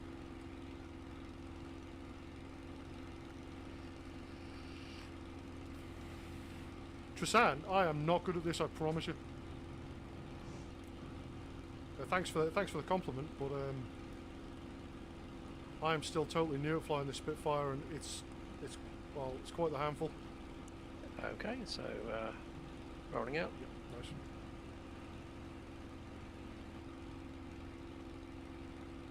There I'm just on your right. Okay, so I'm going to turn left, and that means you'll need a bit more power. And normally, if you're on the outside, my wing goes up, so you would call it welded wing. You would go a little bit higher. Yeah, that's exactly what I have done. Perfect. Yeah. So we're on we stay on the same plane. So like not the I know exactly what you mean. Yeah. And rolling out. So normally what we'd have is one at the front, and then we might have one or two behind, like at 45 degrees. Yep. That row is normally lower than the guy in front. I am currently lower than you. Slightly underneath. I'm trying to remember, like, because that's the best place for visibility. If you're higher than someone, you might potentially lose them underneath you, and that's not a good situation to be in. Absolutely. Also, you can lift the nose a little bit to slow down. Can you? Also, if there was prop wash, then it gets you out of the prop wash. Infinite flight. Now, if you could then have another guy to make a diamond. Yep. Behind the leader, and behind 2 and 3. Below them. But lower below than 2 them, and 3. Yeah. So, and now that's called the slot. So they're just things that you might hear tonight. So that's a diamond. Okay. Or a V. If we had everybody all off in one direction, so you're on my right wing. If there was another one on your right wing, then that's echelon. Yep. Just the triangle. Yeah. Sorry. Yeah, straight line. Yeah, I know what you mean. Yeah. Yeah, a sort of straight line out from the yeah, that's echelon. That gets tricky the further out you get as well, and the lower position you are gets a little more difficult each time, compounds it. So today, if you just practice trying to follow people around and sort of be behind the leader, really, don't come too forward, because then you'll interfere with what's happening in front. And that's just useful. So, where are you now? Off to your right hand side, just below. Now, do you want to try a loop? Oh, I mean, yeah, I'll try anything. Okay, so I'm going to go up to 8 boost. Yeah.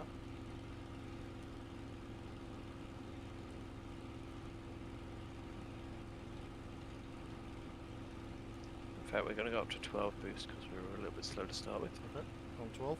On 12. And what I will do is I will gradually pull and gradually pull and gradually pull until I say set, and then my joystick will not move. It will stay in that back position wherever I got to. Okay. And then you just try and follow me around. Really? It's probably easier if you're in trail rather than off to one side, but whatever you'd like to do. No, I'll stay here. I've got this nice. I'm getting the gist of this bit now. So. Brilliant. Okay. So pulling up and still pulling, still pulling, still pulling, and set.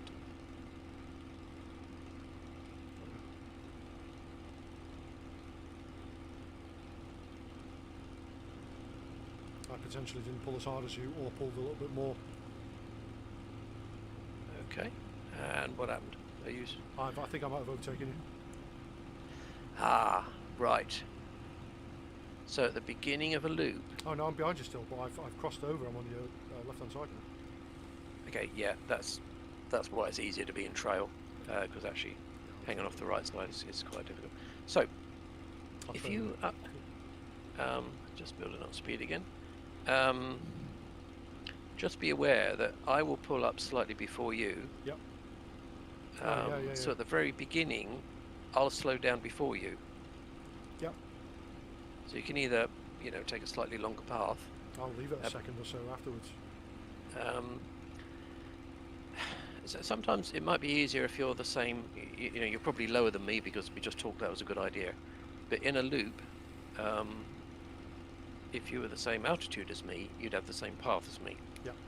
If you're below me, you've actually got to go further, and then you can be left behind a long way. So, okay, so if you're in trail and more or less the same altitude, just increasing just a little bit, just to get up to the same altitude as you now. Okay, tell me when you're ready.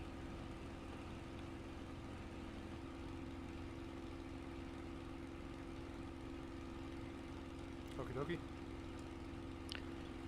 Okay, and pulling up, and pulling, and set.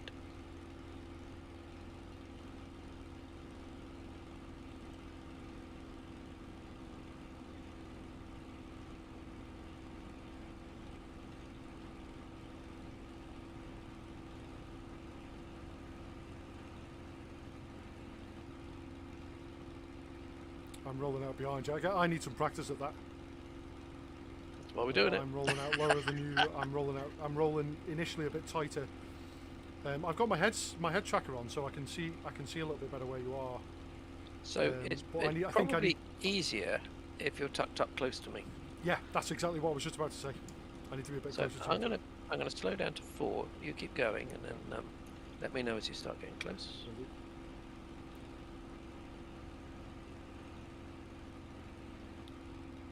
Come on, Astru. Get a move on. Just stay directly behind me or something.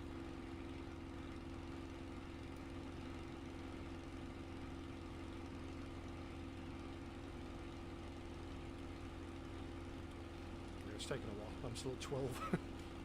Huh?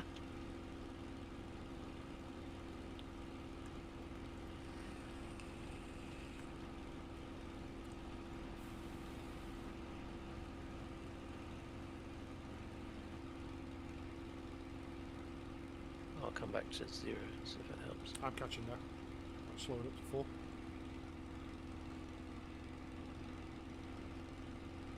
Oh yeah, I got you. Coming up to 4.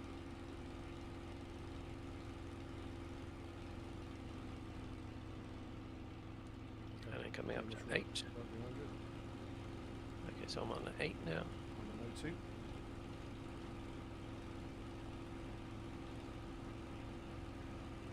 And we'll go up to 12 just to make sure we don't stall at the top. I'm at 12. Right altitude as well, so are you ready? Altitude's about 300 miles an hour, mate. Don't know what that is in knots, 260-ish. Push to talk. Push to talk. Okay, and pulling up. Pulling, and set. Oh, much better, much better. Got you in the same spot this time. So much easier, isn't it, when you're I'm closing up to you just a tiny bit though. Right. I'm going to roll out right to your left-hand side, I think. Yeah, I gained a little bit of speed on you there. So that was probably that as I pull up, I'm slowing down before you. So you need to roll down a decent spot though. Nice. Trailing yeah, perfectly good. again, yeah. I'm just going to go back to 4 whilst you catch up a little bit. And so you just need to anticipate a little bit that I'm likely to slow because I'm pulling up first. Yeah. And that's where you'll gain on me on the way up.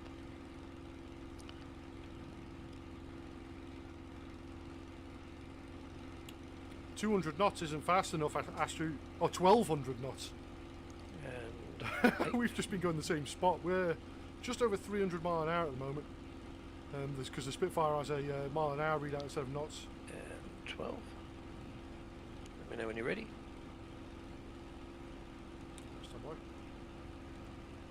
Okay. I just want to just creep up just a tiny bit behind you again. Okay. I'm just going to just speed up just a tiny bit.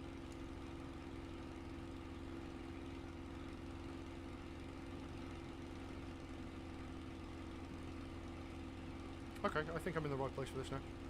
I'm at 12. Okay, and pulling up. Set.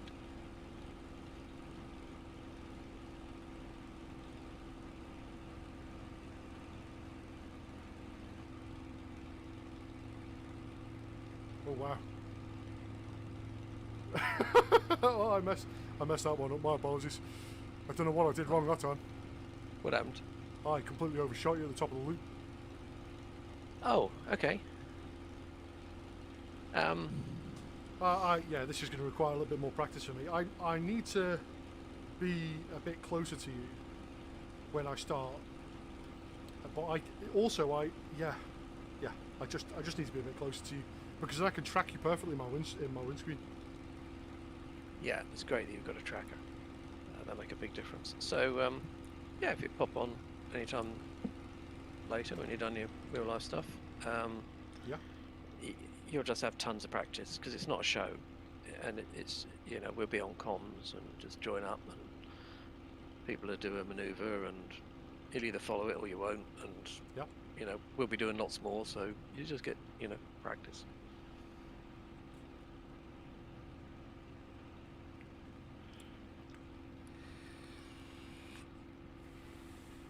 Need to get you guys to come do a bit of air racing in these things or our air race courses. Air racing, yeah. I can never see the pylons. Oh, we got the pylons in. Did you see the race courses we made? Or rather, I made one, and no, I didn't. Mojo and Mike made one in our group, and they've made out of this standard Microsoft assets. So this is massive antennas, and we use those as pylons.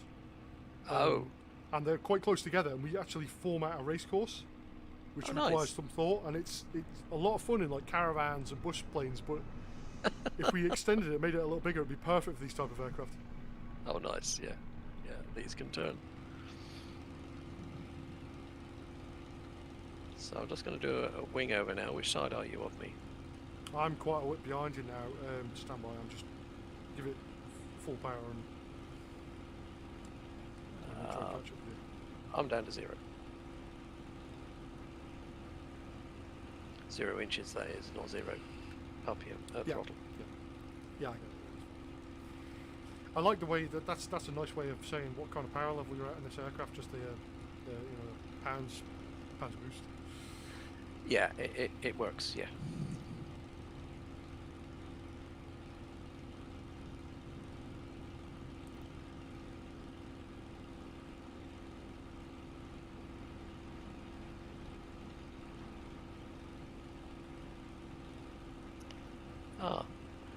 So there's the dodgy version of. Oh, we're turning right. Dodgy version of the Victory. Yeah, it's a bit terrible, isn't it?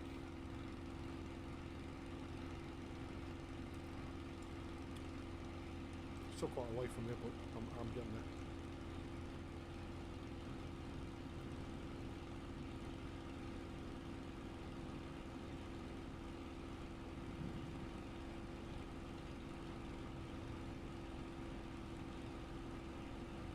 Okay, gaining quite quickly now.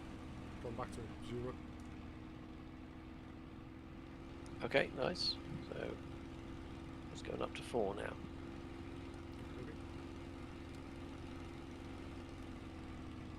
Rolling out.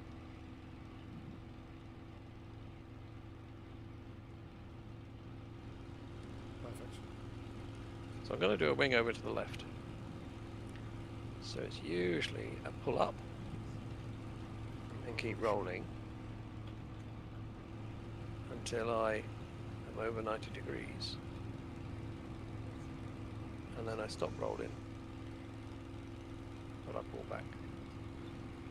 And it's a very tight way to get back into the crowd line. It's fairly easy to follow.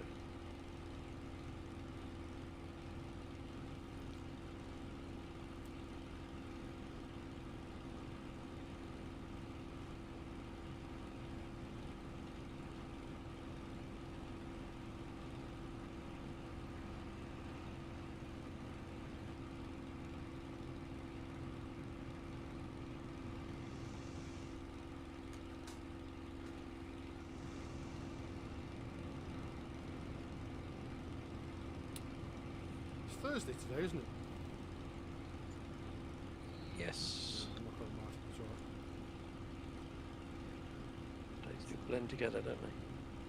They do tend to, yeah.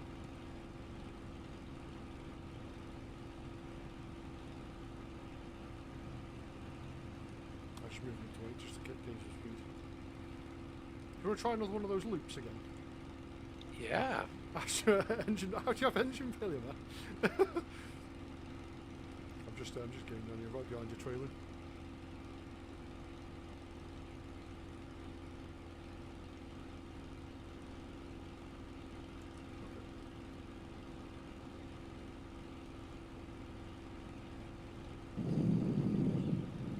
So we're going up to 4. Yep. Going up to 8. Want to really be doing 300 before we start the loop.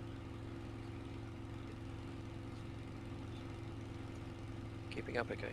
I'm literally stuck to your tail. I'm probably closer than I Okay. should be at this point. But Going up to 12.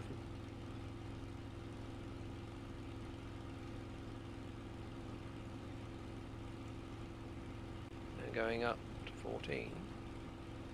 Let me know when it's stable and we'll do the loop. okie dokie. And lifting up. Pulling. Pulling. And set. Oh yeah, perfect. This is better. Brilliant. Right in the same distance. Oh yeah, that was far better. Excellent.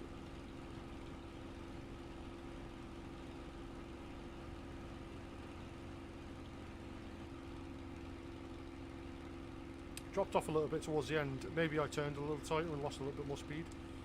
That might be it. Like you tend to need to anticipate backing off the throttle as I pull. You then might need to push the throttle as we're coming down. Obviously, the more accurately you can have the same radius as me, the easier it is.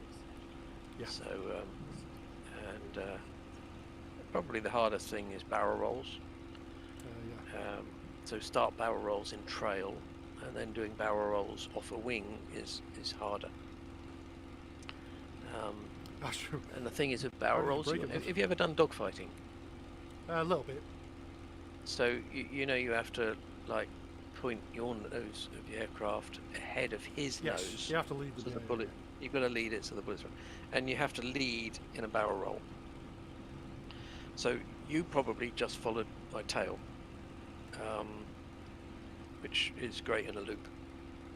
In a barrel roll, you do have to do that, but you sort of have to lead. So imagine where it's going to be. Yeah, and I'll try and- end up figuring it out. It just take me. I just Yeah. need to practice it. Yeah. But it's been useful because it's given you a little bit of insight and more importantly, exposed you to some of the words that we'll use. Yep. Brilliant. Well, So I'm I'm going to slam it down and I'm going to jump off this sim for a little while. I'm going to go and do my IRL stuff. Okay. I shall be back. Approximately 8 o'clock then. fantastic. See you here. Okay. See you later, man. Cheers. Bye. Thanks very much for watching, guys. I'm going to jump off for a little bit. I said to him, I'll be back around 8 o'clock. I'm going to continue streaming because I'm really enjoying this aircraft and going to be doing some formation flying, at least learning to formation fly with these guys.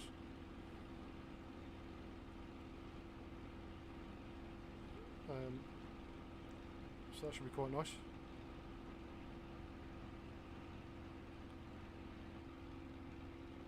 This thing's an utter nightmare to land because it takes so long to slow down. What time is it? Now it is 20 past 5. 20 to 6. So in about 2 hours.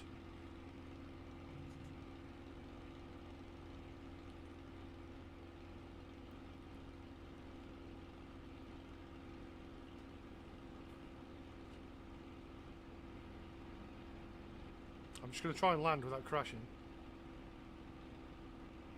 Although, that's easier said than done because I'm still doing 200 mile an hour. Oh, Jazz, the learning curve is not finished yet. It was my full intention just to stop and goes. What I'll probably do is spend some time tomorrow learning that. Oh wow, that was I put the flaps down way too early. Then I accidentally clicked the button. I'm going to end up piling this into a bunch of trees now. Watch this. Let's try and.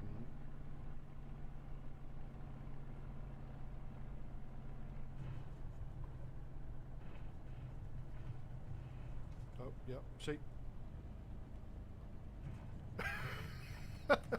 It was bound to happen at least one time, wasn't it?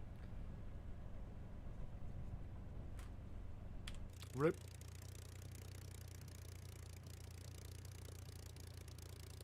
Oh well. I guess we don't need the gear if it's if I'm upside down.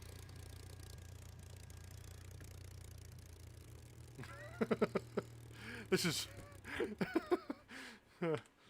I'll be back shortly anyway. So if you want to watch, great. I'm gonna try and learn some formation flying in this thing. It's an incredible aircraft. And I'm gonna 3D print that yoke stick as well. And I'll see where I get anyway. Yeah, thanks very much. Hang a second. I'll just turn that off so I'm not swinging my head around. Thanks very much for watching. I'll see you later. Yeah, cheers, Jazz. I'll try and enjoy it as best I can. But see you in a bit.